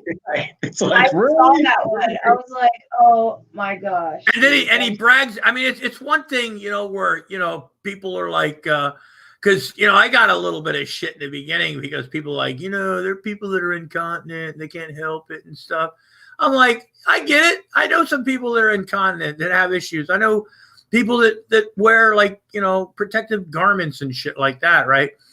But they don't sit there and like just tell people, I wear diapers. Well, okay, now first of all, I've always enjoyed wearing diapers, right?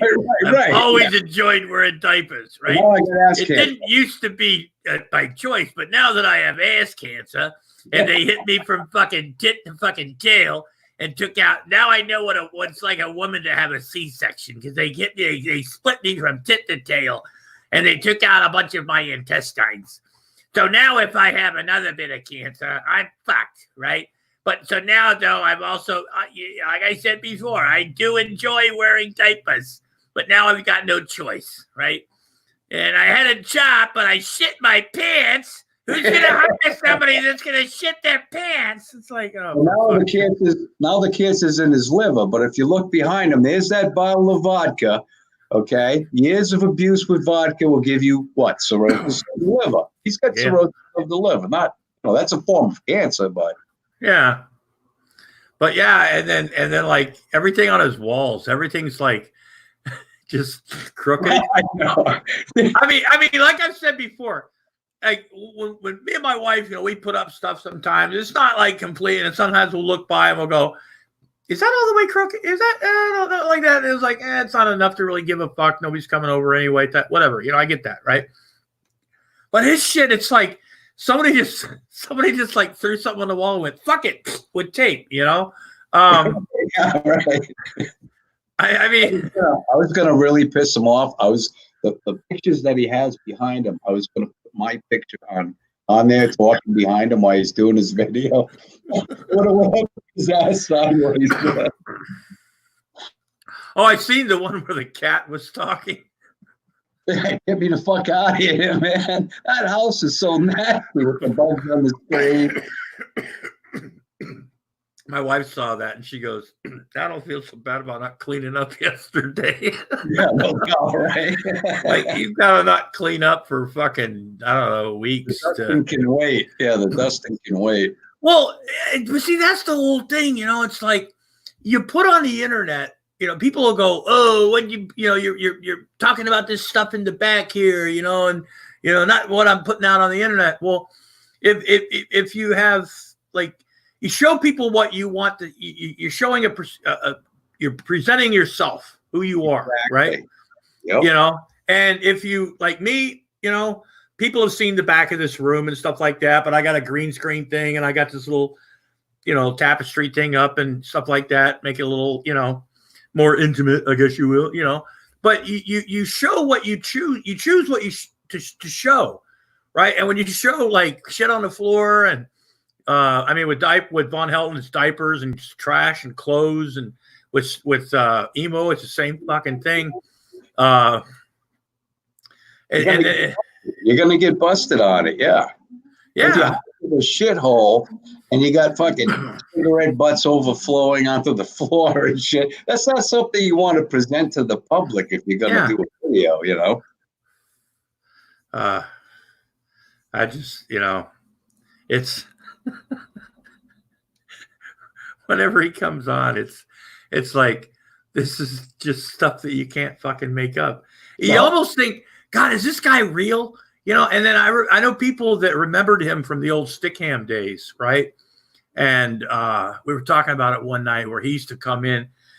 He's like literally, I think, the only one that Von Helton, like people that I think Von Helton probably blocked, you know, from his old, you know, because I mean, when Von Helton blocks you, right? When you know, because he likes Von Helton, right? But when Von Helton blocks somebody that likes him, right, and encourages him, that says a lot, you know. But I don't know. It keeps me happy. It makes me feel good. Just fucking right. Just when you thought your life sucked, you know, you say you bring so much entertainment into my life. It's so fun. Laughter. Yeah.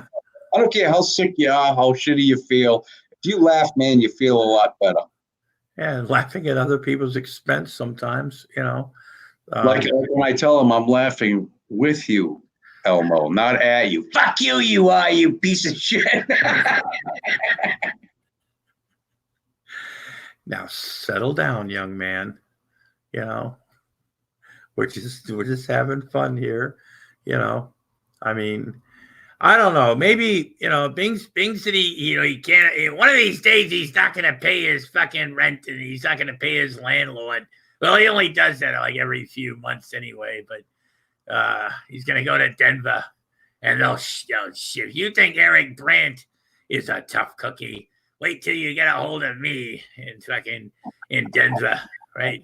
It's like, yeah, that'd be fucking funny as fuck. I like that video where he's got his old fucking mohawk or some shit, you know, when he's being a little bit nostalgic. And he had a mohawk? Yeah, at one point. And he goes, all my friends thought it was really, all the kids at school thought it was really cool. I'm like, nah, I'm pretty sure they didn't. You know what I mean? Was that the school where he was continuously raped by the counselors and the other boys? I don't know, but that's okay. Like, that's not even believable. Okay, that's like shitty, and like that's when people start being like, you know, like this entire group of people, like it's just not believable at that point. Well, what with emo, you know, he thinks literally every male that has ever come in contact with him from the time he was a child all the way through school just had a thing about butt fucking him, you know, just raping him to death. It's like, dude, damn, if that's true, you must have one sweet ass. You know, because of the rapings. He's those rapings, you know. If I wouldn't have been raped, I wouldn't be a homosexual right now because I hate those faggots, you know? I mean, but he's supporting the gay people, but he hates those people, you know. Like he calls them faggots, and it's like, dude, you know, like he calls Spanish people spinks and shit. Yeah, you know, he's a bit of a racist, that guy. Oh know? Yeah, he's racist towards his own people, though. You know. Yeah, but yeah, it's just I don't know. When he went out in front of the that grocery store, somebody made it a two-part. Yeah. Of like, oh God, why can't we have one of those in our town? You know, Yeah, I know, right? The dickhead that screams shit on the fucking street corner. That's always, you know, I mean, you get street preacher. I mean, yeah, but then you get them in your neighborhood, and then they become kind of a pain in the ass. So you want to run them over with your car. It's like he's in the Walmart parking lot again. Get him, you know. But oh shit. Boy, howdy. This has been fun. Hey, well, listen, thank you very much for having me on, man. Hey, and, no thanks, Gary. Brother. Keep them coming. Hey, thanks a lot, Gary. All right, you guys take care. You too. Hey, Rumor, I have a question for you. Yeah. What's your take on this whole thing about Shanny schooling Dragnot about his about suing? You know, he apparently Dragnot has messed with the wrong rich person. Oh my gosh. You know, I think the problem is that once you've threatened so many people and not followed through on it, that people just automatically think you're full of it, first of all. Second of all, like to even like sue him for what exactly? Yeah. Like it doesn't make any sense at all. Defamation or character, yeah. Oh my gosh, like that's absurd. Like you commit your own deformation of character with your fibromyalgia and BS every day when you get on your own live streams. You know, like I don't know why. I don't know. I think she does more damage to her own character than anybody could possibly do. People are just talking about what she's doing.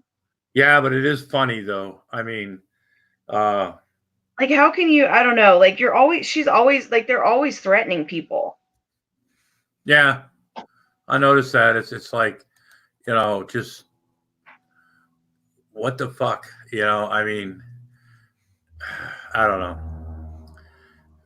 Just constantly threatening people, and then it's like, I don't know, and then it's like they're the victims, you know? Like it's the whole like victim bully mentality. It's like it's really hard, you know, to perceive somebody as both of those things. And she takes on both of those roles. So it's the way she talks to Rev in the fucking when they're in the oh my god, there is nothing more annoying than listening to a video and hearing him constantly in the background like, yeah, that's right. That's right. That's right. You tell him, Spike. You tell him, Spike. Come on. Yeah. You got it, Spike. Go tell him, Spike. What is that from? What is that from? That sounds familiar. What is that from? The cartoon with the Spike and little dog, the big dog, the little dog, you know, the little dog is always going, come on, Spike, let's go. Yes, I remember. I don't remember exactly, but that's exactly what it's like. And it's like he's just like a parrot on her shoulder, you know, and you can always see him like, you know, like wedged in like kind of like the corner of the screen. Yeah, like or he'll wedge himself into her fucking folds of fat, you know. Or like wedged underneath her armpit. This is my chinny, right? It's like, oh, for fuck's sake, man. It's like when the thing is when they don't understand how like literally cringy it looks, you know.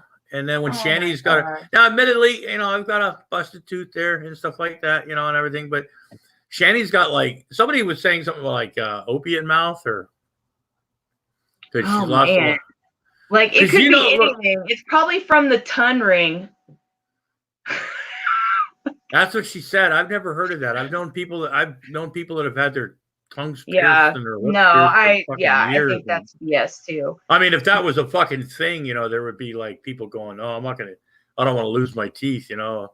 Sure, a tongue ring might be hot, you know, but I like it, but you know, I don't want my teeth getting all crunched up and shit, you know. But no, I think that's definitely from, I don't know, that's got to be from something else. But I mean, I don't know if she doesn't care. Like, I don't know. That would have been like one of the first things. Yeah. I mean, and if people can do what they want with their money, but you know, you would think that would have been one of the first things that they would have done. Yeah, I would have done that before I went and bought a bunch of shit at fucking Walmart or. I mean, I don't know like how much, but I mean, like you would, if you think about like just the amount that they've spent on BS, I mean, that could have easily fixed that situation. Yeah.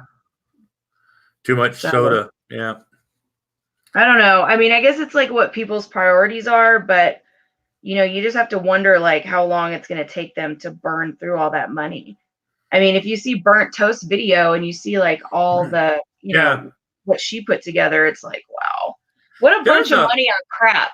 Like you could have started a small business. You could have made a significant donation to a charity, you know?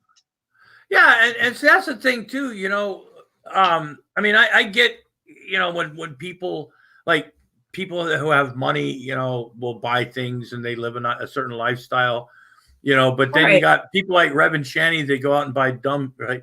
Now, okay, dumb stuff, that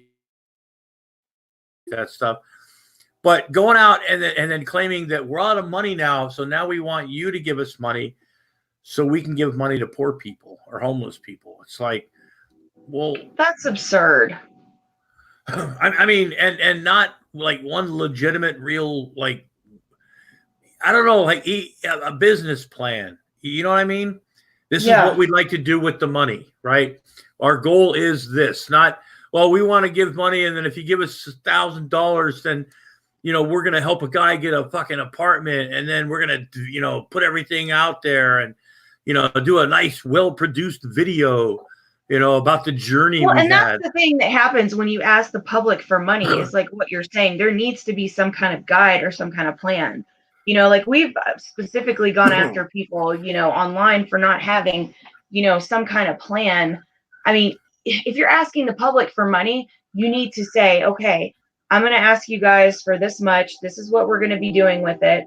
Like you said, there needs to be some kind of accountability and some kind of transparency, but there's nothing even resembling that. Look, if I can get the donations to get a nice, let's say a webcam, I will film the transaction live on Amazon.com as I am purchasing said webcam.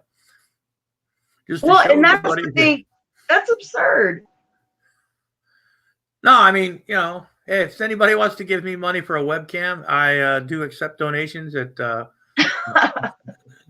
I tell people flat out though, if you'd like to donate to me, you know, for what you do, if you enjoy what you're watching, please feel free to join the Fun Brigade. But if you don't, that's the difference. Like that's the difference. Like, you know, for example, we had a friend that like donated one time. He threw up a GoFundMe for like some Coke. And everybody donated to it, you know, like, and it was a couple years ago. It was from some dumb stuff we were doing, but like, it was just to prove a point. Basically, it was basically just about honesty in fundraising. Right. And, you know, and the thing is, he does not spend his own money well. Like, obviously they don't handle their own finances well if they're buying a bunch of crap.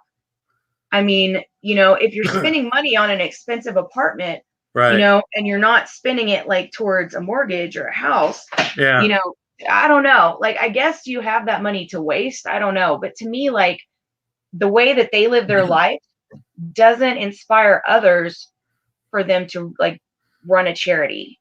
Yeah. They're on their bed, you know, it's like, like, I don't know. Well, Shani is in a lot of pain and it's hard for her to get out of bed because of her PTSD. You know, she's in so much pain. It's like, oh my God, I saw a comment. Somebody, I don't remember what stream it was on, or if it was hers or somebody else's, but that bed, dude, oh my gosh. Somebody said, is that a Tron bed? Like, oh, because it's got the lights on the headboard thing? Yeah. Like, I mean, hey, that was one of the selling points to them when they were talking about it. You know, it's like, wow, you've got blinky lights in your fucking bed headboard, you know? Man, you know what? I think they're like black lights. Now that I think about it, you know, I've noticed they always have like black lights. And I know that some people like have black lights, but like you always have to wonder if it's like, for a reason. Why do you have a black light there? You know, do you need to like disguise? I don't know. Yeah, it's you know, and they go, oh, all these things are just, they think they're fucking like internet famous now, right? They think they're like celebrities. Like they were like, oh, we even got recognized now, right? Oh, you know, we've got famous people living in our apartment, our gated community or whatever. It's like, man. You know, so and Dude. what? I'll bet your neighbors already love them. She's already had to tell him to be quiet because he likes to yell. She goes, "You want somebody else to call?" It's like, God damn, man.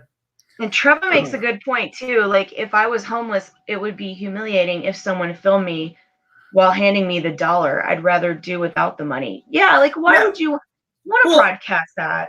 Well, if it's, I mean, you see it on the internet sometimes where somebody's like doing a good deed or something, and it's a where it's more organic. Yeah, it's a feel good story and things like that. But just walking up, going, "Hey, man, here's some money. You know, have a nice day. You know, God bless you. Here's $5. You know,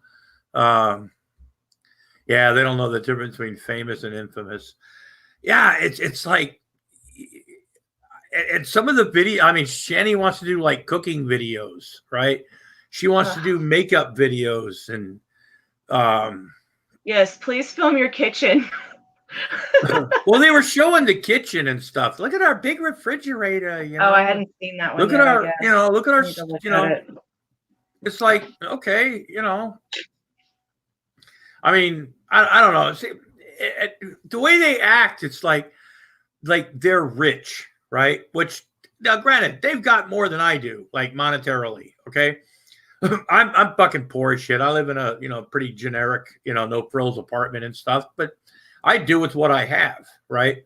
I don't, you know, and even when I like, you know, worked and like, you know, had a career going and stuff, I've never been one that like required a lot to make me happy. You know what I mean?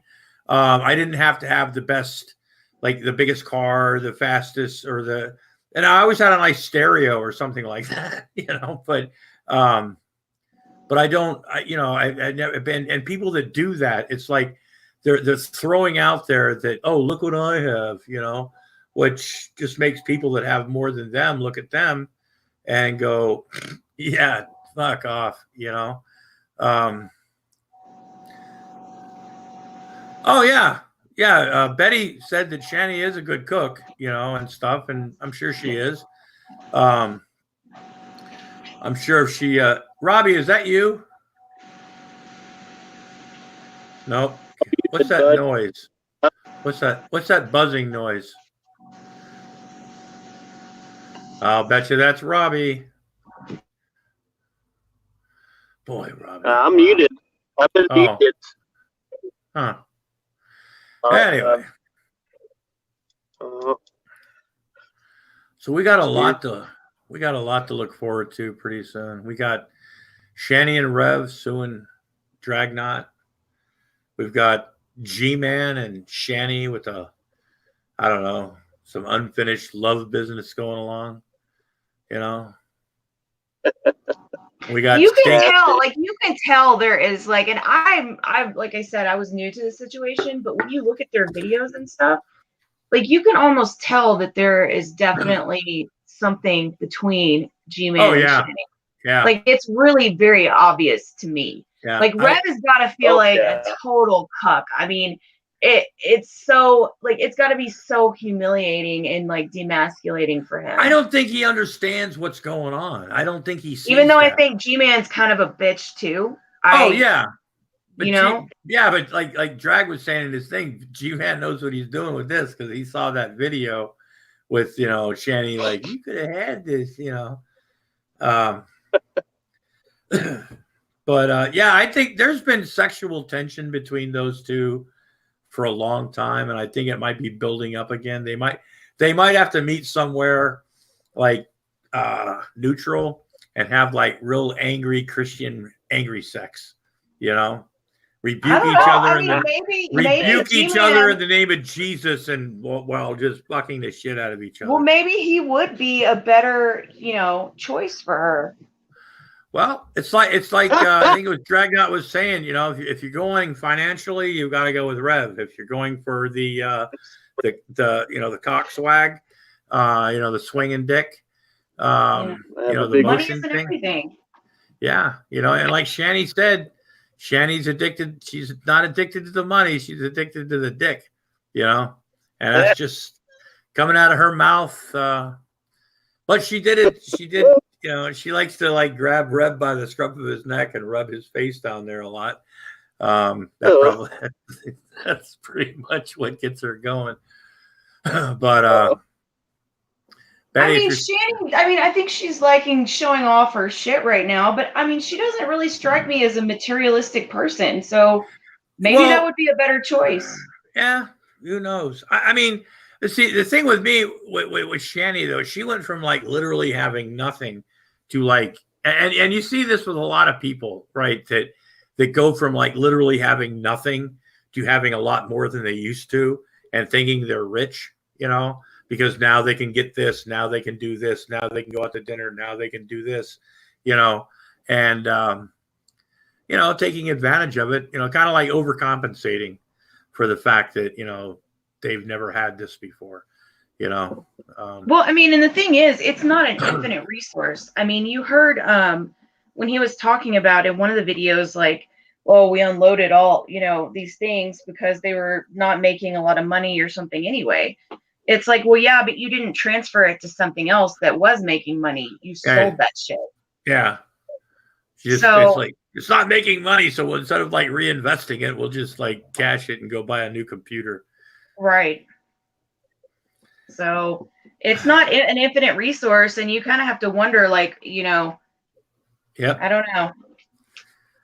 Mama set him up for life, but probably like for somebody to live in a responsible way. Not money like Barry White in a strip club.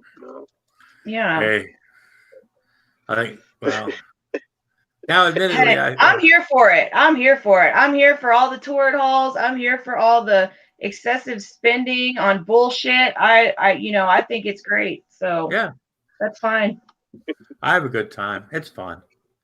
What are you gonna do? Like, you make fun of it, you laugh at it, but yeah. And then when I think G-Man's right. I think she's gonna spend all that money, and then she's gonna go move in with G-Man. Hey, I'm calling it right now.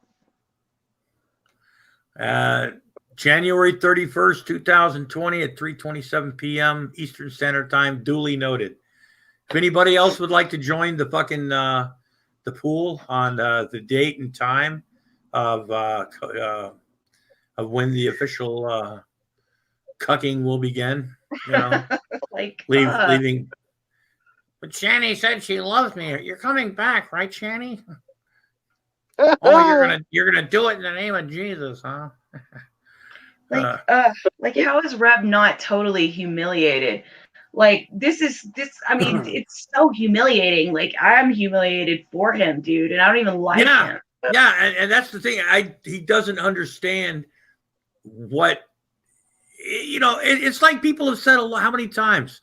Shani's talking about this big native guy that had a giant fucking dick the size of a fucking Pringles can, and he flipped her around like a fucking pancake and then flipped her like this and all that shit. And then her ex-husband apparently knew how to fucking bang her as well, and shit. And Rev's sitting there and going, so I kid him about it all the time. It's like, who the fuck wants to hear that? Yeah, Tranquil, you can come in. Absolutely. Well, I don't know if anybody wants to hear it. Like, I don't know, just the way that she does it. Like, I don't think there's anything wrong with like sharing stories about whatever with whoever. No. But like, I think it's the way you do it. It just came off kind of humiliating to me. So it's very humiliating. It's delivery, Yeah. My wife and I sometimes we talk about exes that we've had or something like that to a certain extent, and we'll be like, I'll be like, well, you're the one that slept with him, right? Or some Yeah, shit, of course. You joke Or- about or- those things privately. Yeah, we're sitting there going, yeah, well, I guess we because like we both looked at each other before and go, yeah, we've both had one of those, type, relationships and stuff. And but yeah, but getting on the internet and talking about how I don't know. Well, Rev licks her hoo-ha better than anybody she's ever Oh, but been with. she does that to like try to make up for the other shit she says. I don't, it's kind of like she'll say all this like terrible stuff about, oh, these other guys, blah, blah, blah. And then she'll be like, oh yeah, but yeah, Rev's great too. He licks me and he does this, and she'll kind of just throw that in at the end there. Yeah. Like, I mean, it's like what that comic he said, like when somebody says, have you ever been somebody bigger than me? The correct response is, they make them bigger than you. Oh my gosh, right? Or have you ever been with anybody better? Right? It's like, no, I couldn't imagine anything better than this. Right? Proper answers. Right? But when you get somebody like Shani that goes, well, where there was this this native guy. Yeah, my God, he had a fucking cock the size of a fucking Pringles fucking potato chip can, and oh my God, he ripped me in fucking half. He split me in two. Oh my God, I loved it. And then he's sitting there going, well, I wasn't exactly, Oh, and then there was another guy. Holy shit, what he did to me. Holy crap, I felt humiliated but loved at the same time, It's like, I mean, I don't know if it's intentional, but then I also have a friend too that like doesn't think about anything that comes out of her mouth. She's just inconsiderate, like AF to everybody, right? And she doesn't realize she's doing it. She's just like literally always saying this shit. And so you have to wonder, is it intentional or is she just one of those people that just not always, because like I've told people, I was raised in a family who had we didn't know what filters were. I was seriously in my family growing up, and I had to learn the hard way early in life, right? About filters, right? Hey, Betty, how you doing? Hi, Betty. Hi. I've had to learn the hard way about filters. Why can I say this in front of some people and not this in front? It just knowing your audience, who you're talking to, right? Because not everybody responds to the same thing the same way, but yeah, no, I get it. Some people don't understand how they come across, to other people. She never listens anyway. I mean, it just doesn't matter what you try to, tell her, it's just, you can't say that in front of people. It never worked. Yeah. Yeah. It's, I mean, what are you going to do besides make fun of it at this point in your life? It's like, yeah. Or just be upset all the time. Yeah, I'm not like that anymore. Yeah, if you're gonna get set, I mean, what'll I mean, you get to a certain point in age, you probably already got blood pressure issues, gray hair, things in life that like could stress you out that really fucking mean something, things that you can actually do something about, Yeah, it's not worth it. Yeah, but anyway, Betty, I got done with the cookies. Well, I hope so, because you ate most of them that day. Oh God! I was so worried about your blood sugar. Oh no, my blood sugar's fine, right? And everything. The only thing my lungs are the only thing that's really fucked, right? And my blood pressure. But no, my blood sugar is fine. But yeah, I ate way too many cookies. I didn't realize till later exactly how many. You enjoyed it. That's good. That made me happy. Oh, I had a good time. I fell asleep in the middle of the whole thing. I'm, having some issues myself. Yeah. Being old like you, but we're old fucks. Yeah. Yep. It's like, get to a certain point in your life. It's like, I can't. Yeah, oh, geez. Yeah. Trevor got it right. And I was so fucked up on those gummies that night. When that thing was over, when I finally went to bed, the next day I woke up like at 8 o'clock at night. and I got up for a couple of hours, and then I pretty much like zoned out and slept like a rock for like a day and a half. I was just out, and the best sleep I've had in the longest time. And see, the thing when you do like edibles or something like that, and you get really messy and you get really fucked up, it's not like when you get drunk, you know, that next day when you feel like shit, you know. With this, man, I woke up, I felt like a daisy. I was fucking. Now, I wasn't bouncing around, but I was in a good mood. You were refreshed. Yeah, absolutely. You took a little mini vacation. Oh yeah, I was. I woke up once and my wife had left a note on the TV. She goes, "I've gone to my mother's," and she came back like at 10:30 that night, and I was still sleeping. So, but yeah, that was fun. That was. You know, and it's the same way too. You know, it's like it's something that you remember doing. Unlike sometimes if you get really hammered drunk, and then you don't remember things you said, and then you got to go back and have people remind you who you offended. You know, which was a problem that I had for years. You know. So anyway, so Betty, how you been doing? I'm doing okay. That's good. That's good. We're getting ready to move out of this cold climate. Where are you moving to? Oh, back down to North Carolina with our other kids and get the family. That would be nice. Yeah, I'm excited about it.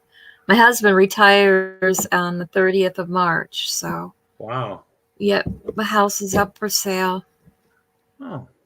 I bet the weather's a lot nicer there, I would imagine. It's really, he just turned 64 and it's getting really hard on him doing the snow removal. Oh, yeah. It's got to be. Get a lot of snow up in Minnesota. Yeah. I mean, a lot.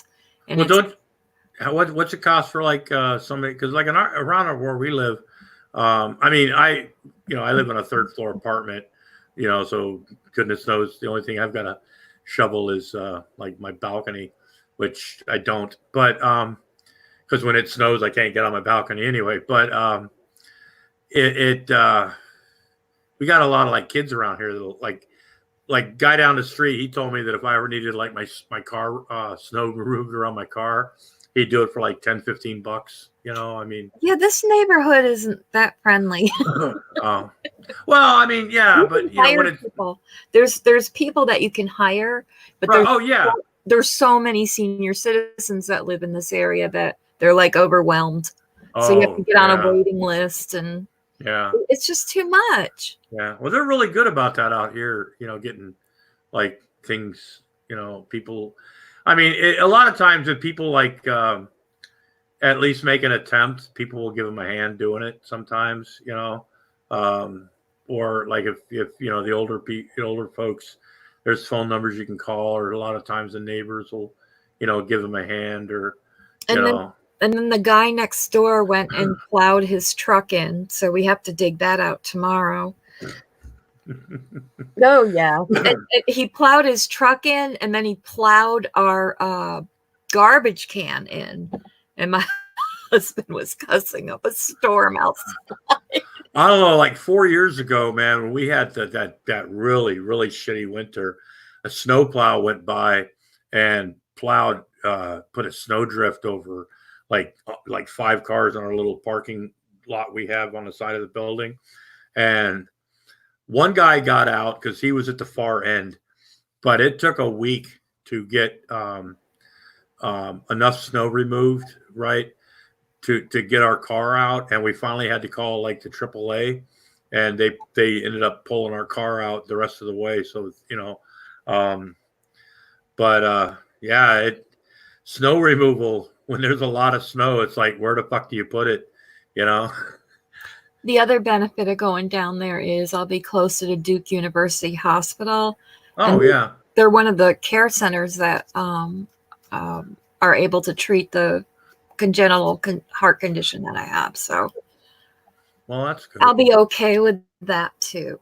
Oh, that's really a good bonus. And then plus you'll have, you know, family close by too. Yeah, because up here it's about a 3.5-hour drive down to the Mayo Clinic, and that's another, because the hospitals we have up here they're not really familiar with the type of heart condition that I have. So it'll save us time. I mean, Duke would, anywhere we live within that area, Duke will be, maybe 20 minutes away, maybe less. Oh, that's nice. Because, 3.5 hours, I mean, it doesn't sound like much, but like really, that's a lot, especially when you're driving there and back. You know what's worse than a 3.5 hour drive is a 30-minute ride in Rhode Island. It takes longer. Really? It's a joke because when I first moved to Rhode Island, I lived in Oregon, and in Oregon, a 45-minute ride sometimes, it's like, oh, it's only a half an hour away, right? And so when I moved to Rhode Island, where the county I lived in was like 12 times the size of Rhode Island itself, everything is like so condensed, right? I learned really quick that like a 30-minute ride, you learn really fast that a 30-minute ride turns into a forever ride almost. It's like, oh my God, it's 30 minutes down the fucking road. It's like, holy shit, that's going to take all fucking day. Not the fact that it's going to take all day. It's only going to take a half an hour, right? But it just, when everything's so condensed, the size of a ride is, Yeah, I know what you mean. That makes sense. Yeah, do you get a buzzing? Yeah, that may be me. Maybe I may need to try to call back in. It may be mine. Oh, I was blaming Robbie earlier. I'm Could sorry, be me. Rob. I was worried it was me, but I don't think it is. No. So how long is it going to take you to move? Oh God, that's the question. Well, we got the house on the market right now, so we got to wait for that. But it shouldn't take too long. I mean, we're going to have everything ready by then. Yeah. So we're getting rid of everything. We're having an estate sale, so we're going to get rid of a lot of stuff. Yeah. And my other son, I have a son that lives up here, but my other son will be coming up from North Carolina, and him and his brother they're gonna drive the truck down. It's about $6,000 to hire people to take it down, but we're retirees now. Yeah. Gotta save the money. Yeah. So they're gonna do that. It should be fun. Yeah. Well, any time like that, it can be stressful. It can be as fun, or as it can be as there's gonna be stress involved, because you're like literally moving.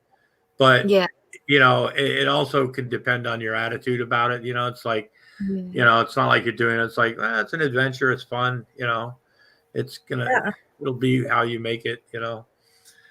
But we're taking Mrs. Lobster's mother to the airport on Tuesday. She's gonna go down to Florida for the month and visit with her sister and stuff. And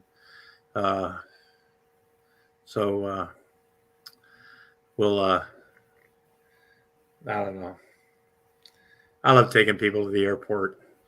I also like going to the airport, just, seeing people travel, coming in, coming out, Yeah. But it's like the old days of the train station. Before 9/11. Before I've done the train. I've always wanted to do the train. I mean, I've done the Greyhound bus thing across country like 3 or 4 times when I was younger, and I don't think I'd have the patience to do it now because I'd probably kick the person in front of me. But I went from the Tri-Cities, which is Albany, Schenectady, and Troy, all the way to Rome, New York, when my husband was at Griffiths Air Force Base. And boy, that was a beautiful ride. It went through the mountains and everything else up in upstate New York. It was gorgeous. Yeah. Along the Mohawk River. It was just beautiful. So Trevor's asking, will you be getting a house or an apartment or? I don't know. We're not there yet. Oh, okay. Well, everybody's looking, but I don't know what we have available. We have to get this place sold first. Yeah, that could be the biggest issue. So we might have to get an apartment if we can't find anything right away. They have month-to-month rentals down there. So oh yeah. Well, I may not even want to go into all that again. You know, just Yeah. get a little place and Yeah. Have a landlord fix your water heater when it breaks. yeah, You know? right. Thank you. Oh God. But anyway, Betty, it's nice to talk to you. I'm gonna shut this down. I've been going on for 2.5 hours, and just want to let you know, Mrs. Lobster enjoyed the cookies too. Actually, I actually had taken some of them out before I started beating them up in the bag because I knew in my condition there was a possibility that I was going to keep eating those cookies. They were good though. I mean, don't get me wrong. I mean, I really, what were those little white things? Were those snowballs? Or Yeah, they're called Russian tea cakes. oh, okay. Yeah, it's walnut and vanilla and whole wheat flour, and you just roll it in the confectioner sugar while it's hot, and then you roll it again. So you roll it twice in confectioner sugar, and they're so darn good. It's like a real simple recipe, but they always turn out really good. Yeah. Well, my wife, Mrs. Lobster, she comes from a family where they used to, her and her grandparents and her mom, they used to do the tea thing, right? Yeah. So like the little Russian tea cakes, she liked those, and she likes to drink like coffee and or tea and like cookies, like she likes to and dip. Yeah, they do that stuff and everything, and sometimes, but anyway. Are you going over to Drags tomorrow? Over to Drags what? His hangout, the salt mine or whatever it is. Oh, I try to watch his shows and stuff. I've never been on one of them. I think he came into one of my shows once when we were talking about something for a while. No, I meant, are you going to go watch it over there in the chat room? What time is it? Is it tonight? I think it's 7 p.m. Tonight? Tomorrow. Oh, I don't know. Me and Clown Meat are supposed about to. Shani and Oh, yeah. how she attacked Mrs. D and drag every. That's some crazy fucking shit. Yeah, it is. You know? It's like when she started going after, I mean, I can understand the thing with her going after like G-Man, right? Or like certain, you know, whatever, you know. But like Dragnot's like a different like a thing, animal, creature, whatever. I mean, not you know, like but he's I can't wait to see it.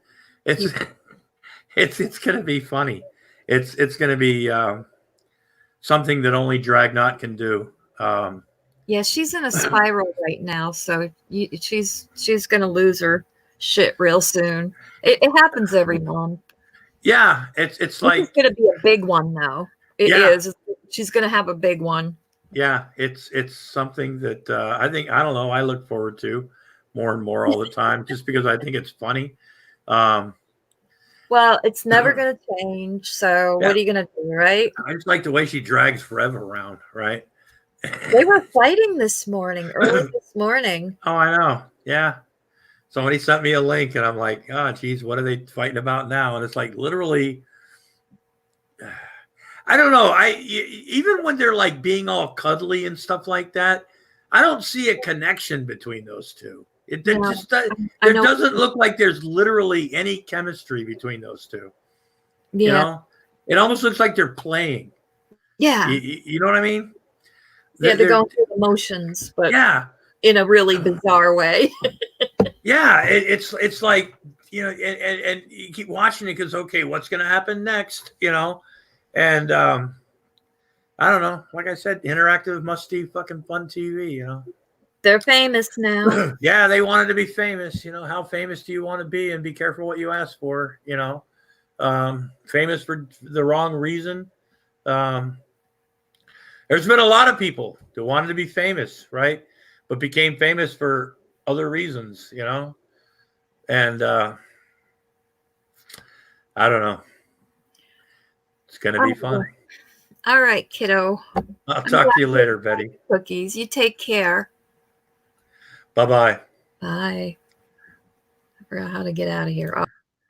Yep. Ladies and gentlemen, we've been going on for 2 hours and 35 minutes right now. I would like to thank everybody for watching this stream today. Everybody have a wonderful day. The 8 people that are still watching, this is Grampy Lobster. Yeah.